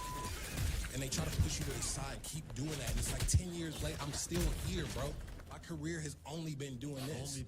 It's the hottest shit. 2012, where the f they at right now? They push me to the side. I didn't hear, and I'm here right now. 14 years on from Bastard dropping, Tyler has been having the time of his life. After winning a Grammy for Best Rap Album with Igor, he repeated the feat with 2021's Call Me If You Get Lost, a DJ Drama hosted Gangsta Growth inspired project that was made not only as a love letter to rap music, but to prove that he could spit. It's like, oh, bro, he was never good of a rapper anyway. That's why he had to pitch his voice and sing. Oh, really? Okay, gave a whole rap project. When that album succeeded, Tyler couldn't hide his happiness, and even allowed himself a little shot at Khaled in his Instagram acceptance speech. And I know you're seething and angry, and no one listens to that album. These arena tours that are selling out says different. And if you put that much energy into something, maybe everyone will be proud of you too. Almost a decade and a half on from where he started, Tyler is able to accept that his journey had ups and downs. He's even acknowledged that if his career started a little later, he wouldn't have had to fight and claw for every ounce of respect the way that he did. If I started at Flower Boy, and then bro, I would be a god. I didn't realize I should stop yelling on songs till I was 24. Still, Tyler's journey to the top wasn't a quick or easy one. It was a long grind, filled with challenges and moments where it looked like the mainstream might never give him the recognition he deserved. But through in the suburbs, not the ones in the streets. Basically, that's why he had to pitch his voice. Flower Boy. But through all of it, Tyler stayed true to himself and his unique style. And now he's not just a big name in the game, he's actually had a hand in reviving an iconic brand in hip-hop, bringing it back into the cultural spotlight. I saw someone say, like, of all people, who would have thought Tyler, the Creator, who people have called a weirdo for thus long, would bring gangster growth back to life. You can't deny Tyler had a lot to do with it. His journey shows that sticking to your own path, even when it's tough, can eventually lead you to incredible places. Respect isn't always given. Sometimes, and for Tyler, he had to earn every single ounce of it. Whether you've been rocking with him since Bastard, or you weren't checking him until later, no one would argue that he isn't right where he belongs right now. At just 32 years old, he's got a lot of time to keep reclaiming his legacy, to the point that those days where he was overlooked might be hard for future generations to even understand.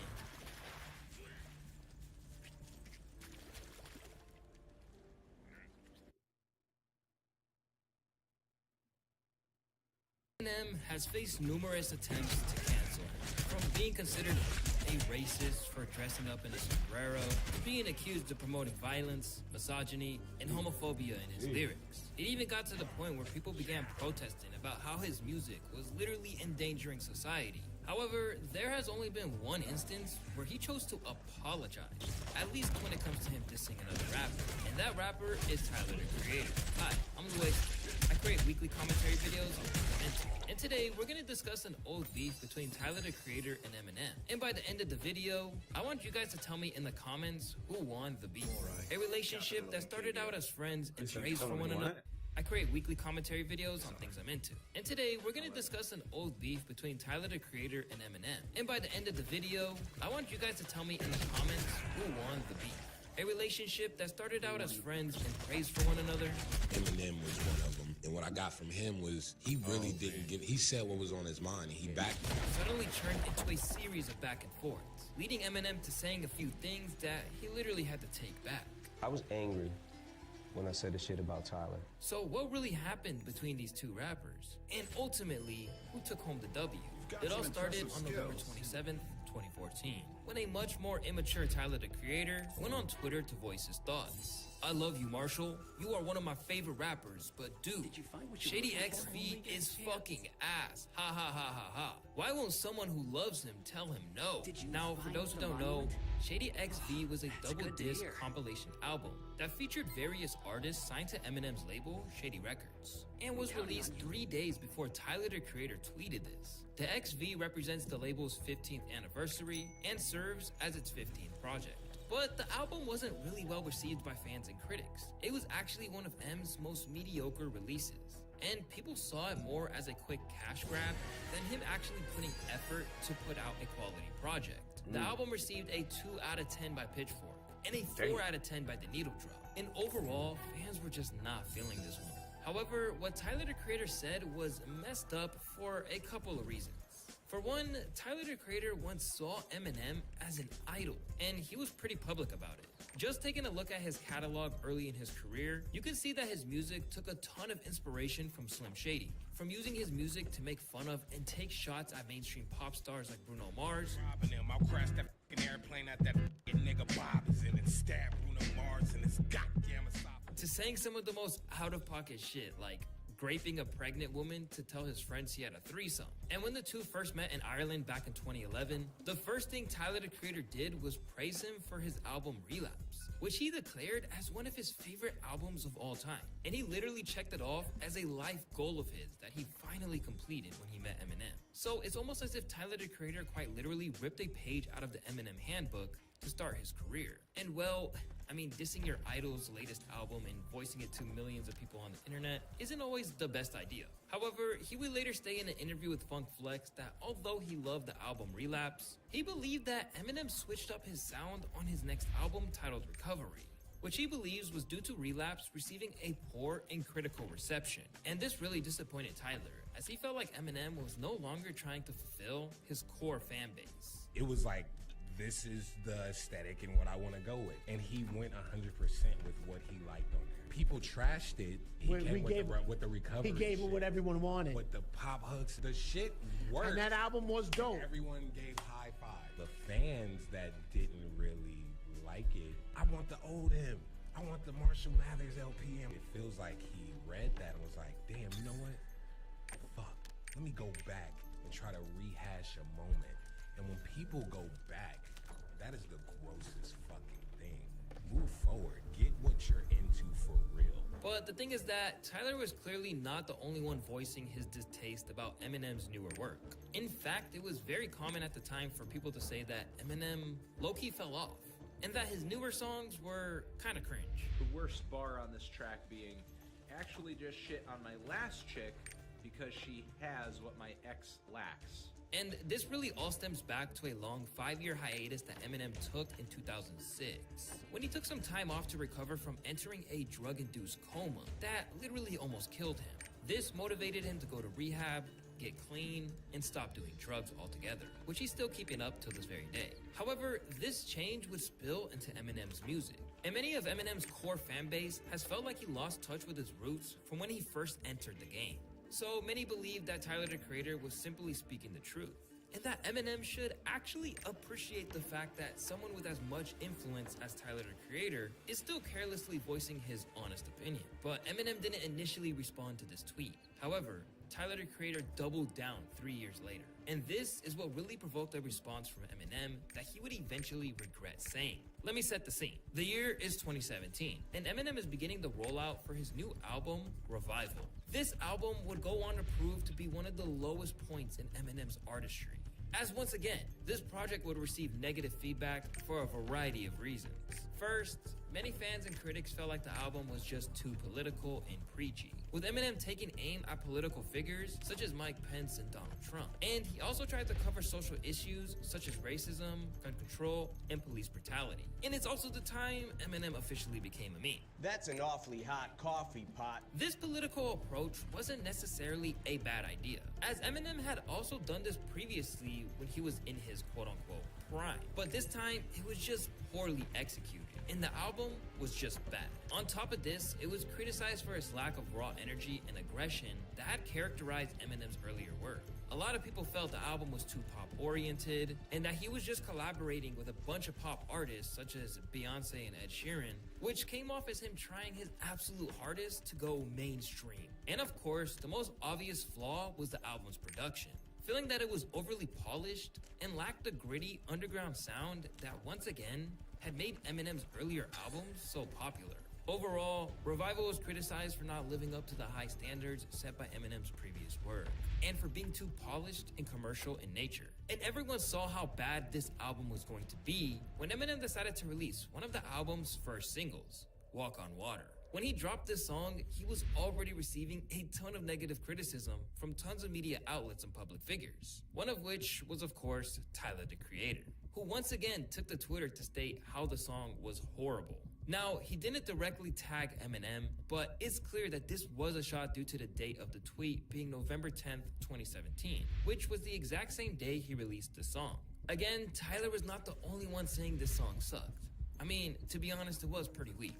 And when the album dropped, its performance was proof that Eminem's fall from grace was undeniable. The album was his lowest selling album ever, despite the fact it still sold nearly 200,000 units its first week. It's crowned as one of the worst hip hop albums of all time, up there with The Big Day by Chance the Rapper and Supermarket by Logic. And this is the same man who made the Marshall Mathers LP, an album that went on to sell almost 2 million copies in its first week. So clearly, Eminem had to do something after putting up such a poor performance, as every hip-hop media outlet was letting him have it, claiming how he fell off, and nearly every album review page was giving it a low rating. Even Eminem's core fan base couldn't defend this one, other than Royce the 5'9", who literally deserves an award for how much he capped about liking this album. You talking about the Revival album? Oh, no, I fucking love it. I love it. I listen to it every day. Stop the cap. And so he did. And only 8 months later, Eminem came back with an entirely new project titled Kamikaze, where he literally made it his mission to get back at everyone who was talking shit about Revival. Kamikaze had fans hyped, as it was being promoted as Eminem returning to his roots, while also showcasing a bit more social awareness. He released it out of nowhere. This time, there was no announcement of when it would drop, or any lead single, or anything like that. And on top of this, it was executively produced by Dr. Dre. And just like the old days, Eminem stirred up a bunch of controversy with this album, mainly for the fact he name-dropped so many people on this project, from Joe Budden, to Charlemagne, to Lord Jamar, and of course, Tyler, the Creator. But out of the long list of celebrities he took shots at, there was only one person that he apologized to, and it was for the diss to Tyler, the Creator, that came on the song titled The Fall. In this track, he directs a derogatory homophobic comment towards Tyler, the Creator, referencing the rapper's sexuality. The Ripper back in business, Tyler, create nothing. I see why you call yourself a bitch. It's not just cause you lack attention, it's because you worship the 12 balls. Eminem appeared to be unaware of the evolving influence and sensitivities surrounding the LGBTQ plus community in today's cultural landscape. He may have been accustomed to a time where he could use homophobic slurs without facing any significant consequences. However, the LGBTQ community is stronger than ever, and rappers can literally get canceled for disrespecting them. Now, for those who don't know, Tyler, the Creator, had hinted at his queerness in his 2017 album, Flower Boy, where he mentioned kissing white boys since 2004 and essentially came out of the closet on the metaphorical song Garden Shed. Although Eminem censors the F word, his intention remained evident. And after the album came out and millions of people heard him say the slur in the song, they had to update it and censor it. Tyler, the Creator, would later respond to Eminem's diss in an interview with Flex. Favorite rapper really inspired me. I don't like his new stuff, and he doesn't like that. I don't like his new stuff, and he dissed me on his last album. And I remember hearing it. Why did he? Cause I keep being vocal about shit that I don't like. Clancy's probably like, fuck, Paul Rosenberg's gonna text me or whatever. I love Paul. And Eminem would later do an interview of his own with Sway Calloway from Sway in the Morning, where he took some time to explain why he regretted saying this about Tyler, the Creator, claiming that he was just angry in the moment. I was angry when I said the shit about Tyler. He would then go on to say why he felt angry with Tyler in the first place, referring to the tweets I mentioned earlier. Every time I saw this kid, like, always so cool to you. You know what I'm saying? Like, I loved his energy, like everything, you know what I'm saying? Like, he was a funny dude, like, he's super charismatic and shit. But I'm sitting back like, man, at what point do I have to say something just to defend myself? And I think that the word that I called him on the album was, on that song, was one of the things where I felt like this might be too far. But what do you guys think about this whole situation? Did Eminem really need to respond with an apology? Or did Tyler get what he deserved by dissing Eminem? And for being a little two-faced? As always, it's your boy Luesta, and I hope you enjoyed watching this video. And if you did, don't forget to drop a like and subscribe, and comment down below.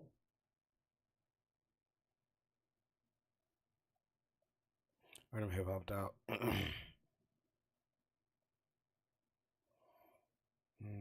I don't know who Blueface is.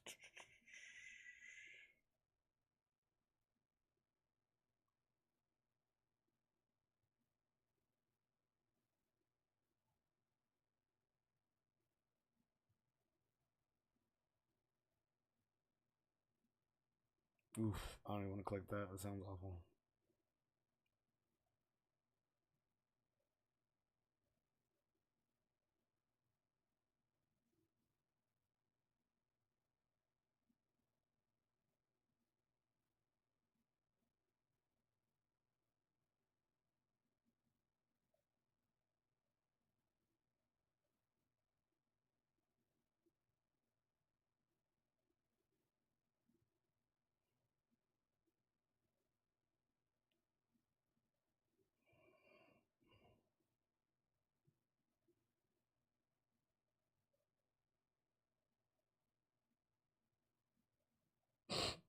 Jesus.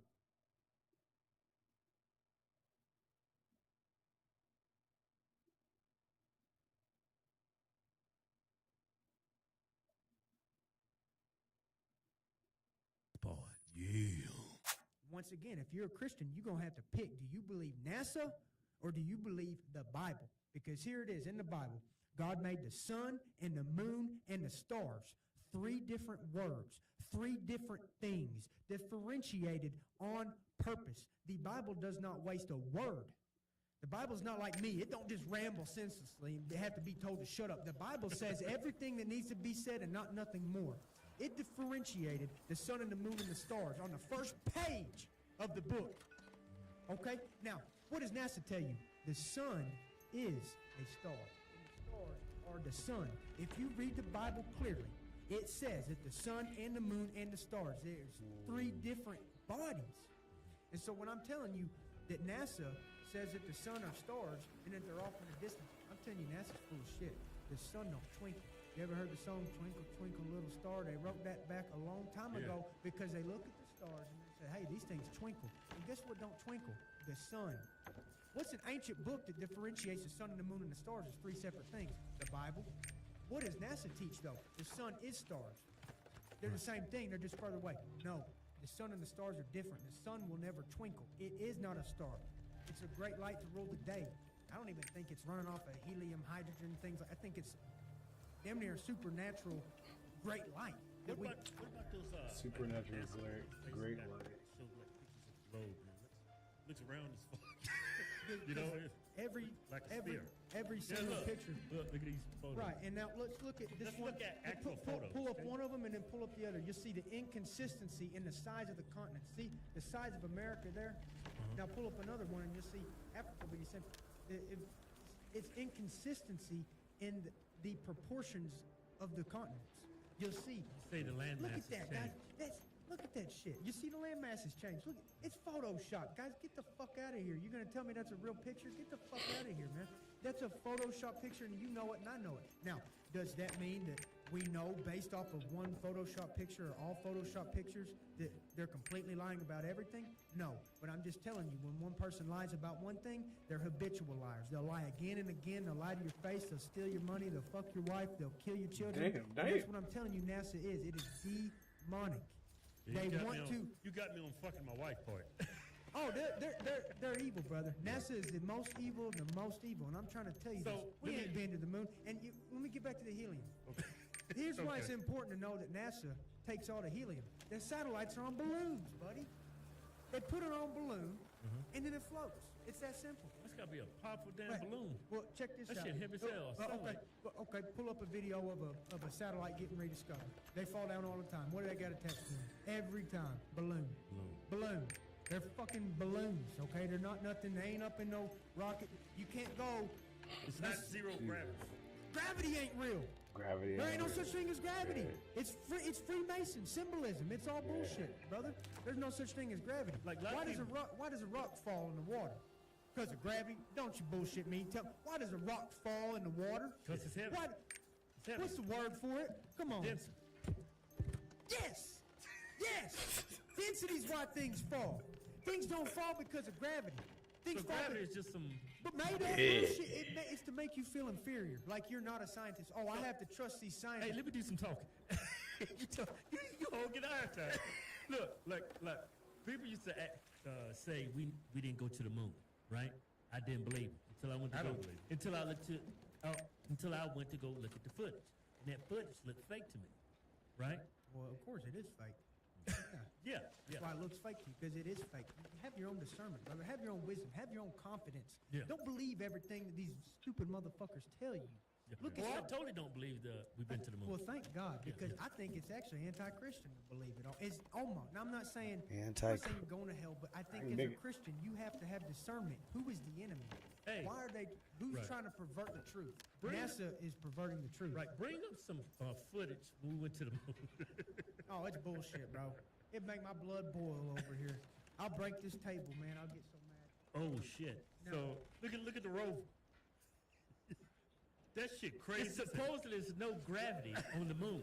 Right, right. So why he ain't floating out in outer space? Well, the gravity on the moon will be 1/6 of what it is on Earth, if gravity Right. was real. Gravity's not real. And let me tell you the number one factor that would really put this whole thing, this is what would foil this whole thing. Did y'all know that if the moon is what NASA says that it is, Hey, What the hell is that? where's the stars in the background? Yeah, right. Where's the stars, guys? Yeah. They can't fake the stars. They can't Yeah. fake the constellations, so they just black them out. And where's the dust at? There's Yeah. no dust, brother. I mean, you can tell that it's all fake. And so you got to have spiritual discernment, because this is the devil lying to you to try to make you think that there's no God. And here's the thing. Shoot, we was talking about oh, okay, here's another thing. Okay. What are they If looking NASA's for? correct, the sun, the temperature, the temperature on the moon's surface would be over boiling water. Right. You realize that? Because they have Because it no has no atmosphere. atmosphere to block the sun's light. So the temperature would be some 240 degrees. You really think it's 240 up there and they're up Yeah. there? But no, Run around a suit. the rubber on the tires would melt. How did that big ass thing get in that little pod? Right. Remember that little pod they popped out of? Yeah. Who was filming when they popped out? Because actually, it wasn't a still camera. The dude moved the Right. camera. Yeah. So who's holding the camera and moving? Because it's not a set camera where Yeah. he just goes out of frame. Yeah. Armstrong, where Right. Armstrong just goes Right. out of frame. Right. Somebody The camera's moved, actually following them. followed Armstrong. And the thing about the camera, when you shooting a movie, you got to have it on a stabilizer, right? So the footage won't be shaky. How did they have that technology way back then? You up on the moon and someone's following you. Hey, I want to see him walking on the moon. One small step for man, one step, whatever the hell he said. It's all. It's What is it? One small step for man, One another giant step for America. mankind. Some shit. Yeah, I want to see the footage when they left they left the camera there to catch that footage. It's my favorite one is that module taking off Mhm. from the moon. That's my absolute Monday don't- favorite. It's so funny. But, I mean, Com is the they're all platform that fucking helps your work move smoothly. Why? Because That's one small step for man, one giant leap for mankind. I can't get internet connection in my backyard. But they got it up July there. 20th marks the 49th anniversary of the Apollo 11 moon landing. Buzz is erecting the solar wind experiment now. Back to satellites. If all of our connection comes off of satellites, guys, how come I can walk out my backyard and lose connection? Yeah. Well, because most of our stuff comes from towers. Trees block it. Right. You see, you're not getting a signal vertically coming down from a satellite. You've been fooled, dude. You're getting signals from fucking towers that project it. That's why if you stand in a bunch of dense trees, you lose your fucking signal. You go to the bottom of a hill. Go to the biggest hill in your town. Whip out your phone. Probably lose signal because you're getting signal from towers that project it downward, not Not from satellites. no shit, dude. I could sit here and drop knowledge all day. Here's another thing. Believe in satellites, they actually contradict themselves. They have to travel at 17,500 miles an hour above the Earth's surface to defy gravity, to actually float. That's what these astrophysicists claim. They're traveling 17,500 miles an hour. That's how you get anti-gravity. You go 17,499, you fall back to Earth. You burn up. Okay, well, here's the thing. They're traveling 20,000 miles an hour plus all around the Earth. How many is there? Supposedly 100,000. They ain't ever hitting each other? They don't need no maintenance? Yeah. Show me one thing on this planet don't need fucking maintenance that you don't have a motherfucker working on. I got a telephone pole out in my fucking yard. It needs worked on every other 2 months, but we have a satellite up there for 10 years running off of no fuel, need no maintenance, not hitting other satellites.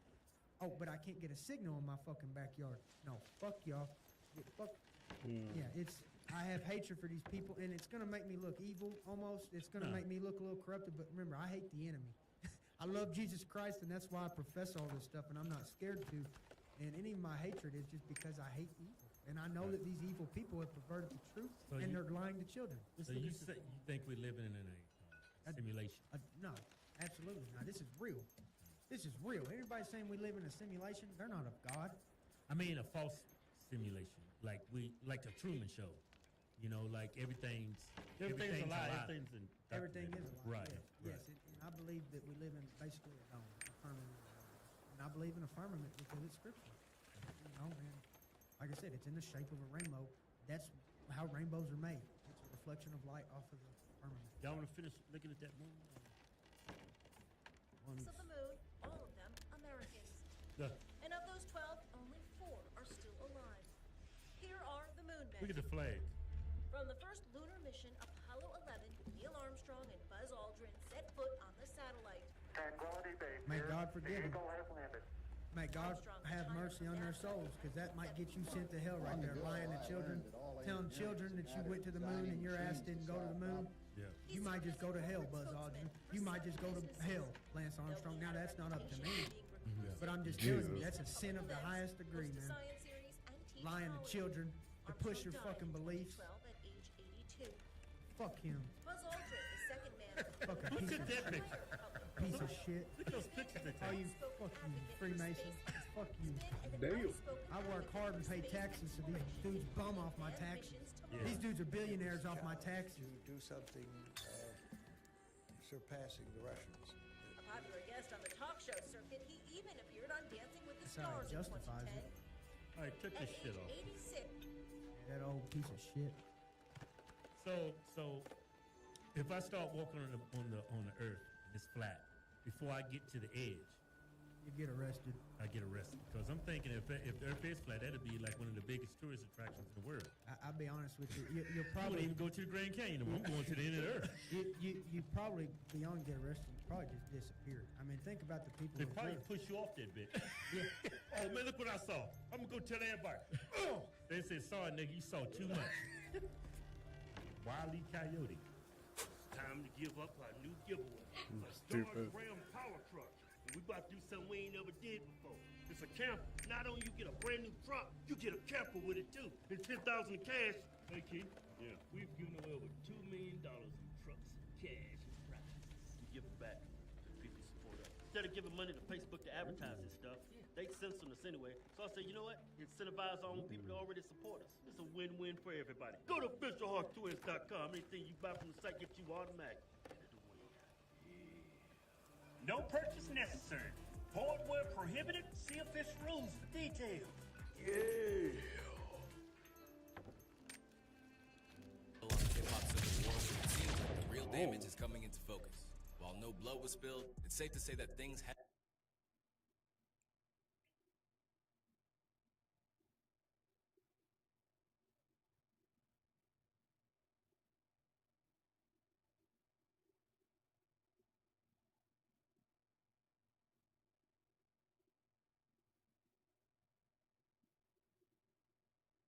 Mm-hmm.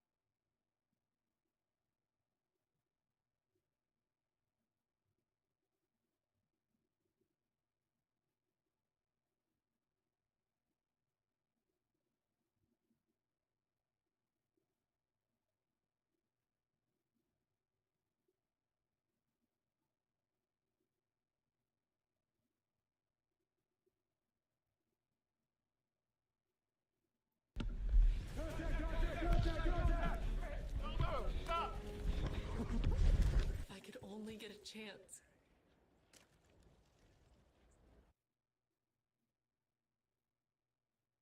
Drop your weapon, Ryan! Drop your weapon! You motherfucker! Bobby, we got captured, dude. Hello, folks. I'm Tommy G, and today we're training with mercenaries. Welcome to Redwater, boys. This is why I created Redwater. I wanted a place for all of us to feel like a family. You know, a lot of veterans when they get out, cops when they retire, you know, they lose that brotherhood, and that's what I wanted. I wanted to build a brotherhood.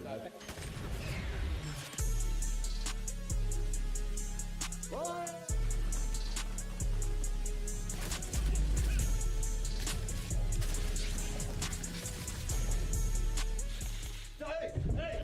You like that? Give us the answers that we want! Call your motherfucker, give us answers now!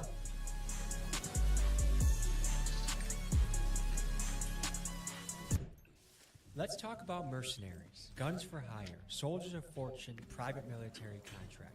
These are some of the terms for guys that are paramilitary operatives, and that if you need hired muscle, our muscle, these are the guys you call. The mercenary world is a deadly one, and it's full of gray area. In the last few years, some groups that come to mind when you think of mercenaries are the United States group Blackwater, now defunct, and Russian outfits like the Wagner Group. And these guys have reached all around the globe. Some newsworthy mercenary exploits include the following. In 2007, when the Blackwater convoy was involved in a highly controversial shootout in Iraq. In 2021, when Colombian mercenaries were hired by a Miami-based security firm to assassinate Haiti's president, Juvenal Moise. And for the last few years, Wagner Group operated extensively in Libya to disrupt oil flow to European Union. And this is just the tip of the iceberg. Because of stories like this, it's easy to get a bad taste in your mouth when you hear about mercenaries. But some of these guys do truly great things and risk their life for the greater good. Today, we cover mercenary group Redwater and their CEO, Joe.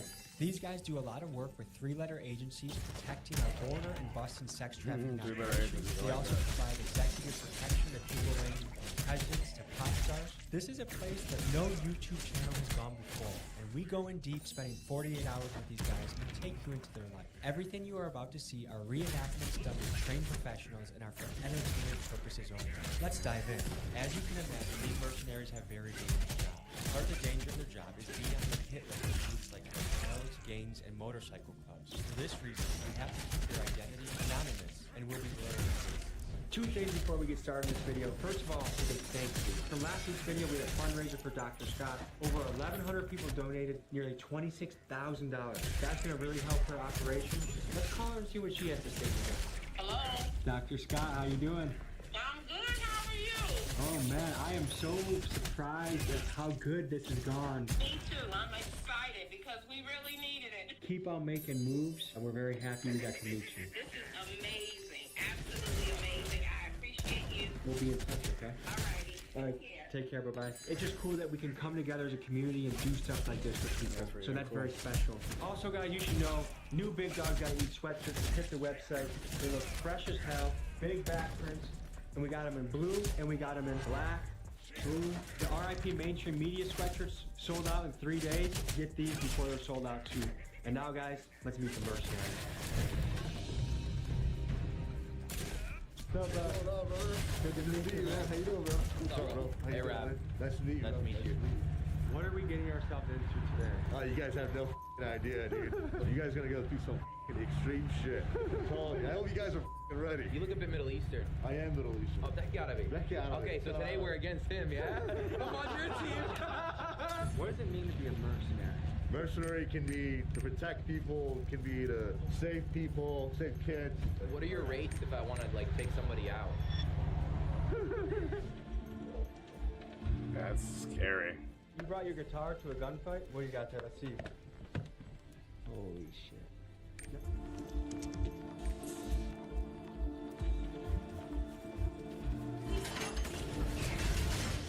Hey, I'm Joey, ex-Army. I was an interpreter. My specialty is PSYOPs and human intel. I'm from Houston, Texas, but I was born in UAE. Oh, how you doing? My name's Grim, born here in the U.S., and I joined the infantry and just kept on shooting my way somewhere, but I'm here now. What's your specialty? I'm a shooter. Yeah, I kick doors down. Hey, I'm Spooky. I'm from Florida. I was in the Army for 5 years. I was in a reconnaissance squadron, specialized in medicine. I'm Breeze.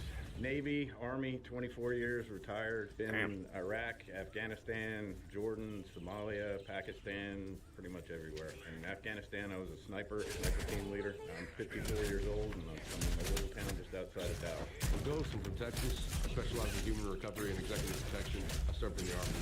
I was going on Maverick. I spent about 8 years in the Army, infantry, air defense, licensed paramedic, did counter IED ops in Afghanistan, just about everything. For the first exercise of the day, Redwater is running us through an escape and evade situation. I'm part of Team 1. Our job is to get away from the enemy. Team 2's job is to capture us. In the real world, when you get captured, that can lead to interrogation, torture, and death. Here's how it went. We're trying to escape from enemy forces. What do we have to be thinking about before we start this? Try and stay alive as long as you can. In a real life situation, we'd be waiting on an evac for someone to come and pick us up. The goal is to try and survive them, to get away from them as long as you can. Let's go, boys.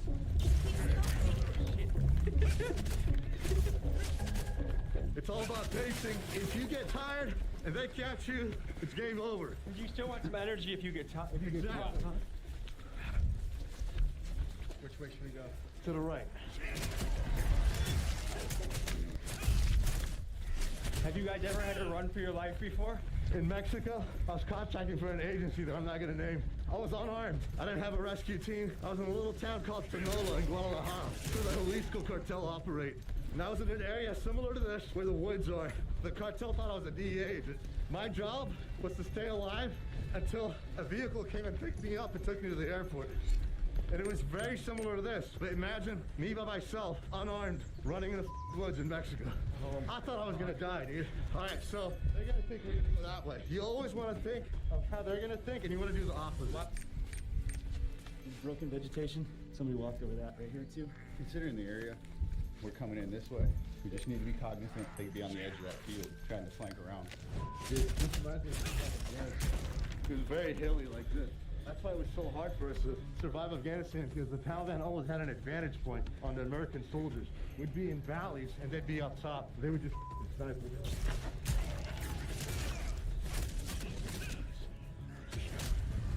Want to pick it up? Yeah, we can pick it up a little. Multiple blueprints. If you want to go that way and around, I'll go this way around? Yeah. Alright, so right here. This looks fresh, right? It just rained, and this is all smudged and f***ed up. Surrender is almost certain death or torture, right? Exactly. So it's better to die fighting than give up. A lot of people end up dead because they don't fight to give in. Boogie. I am.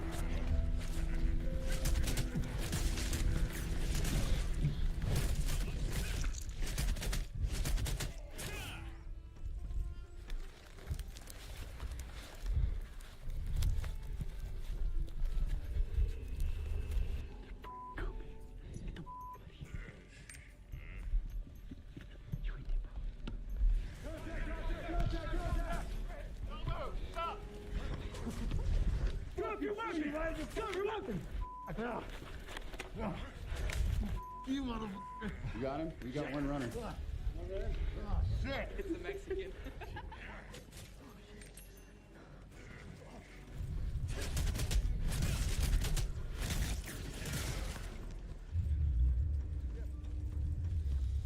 Oh, he's over there. There we go. Uncaptured. Just like that, all it takes is a couple of seconds. One fucking wrong move, and you get caught, and it's game over.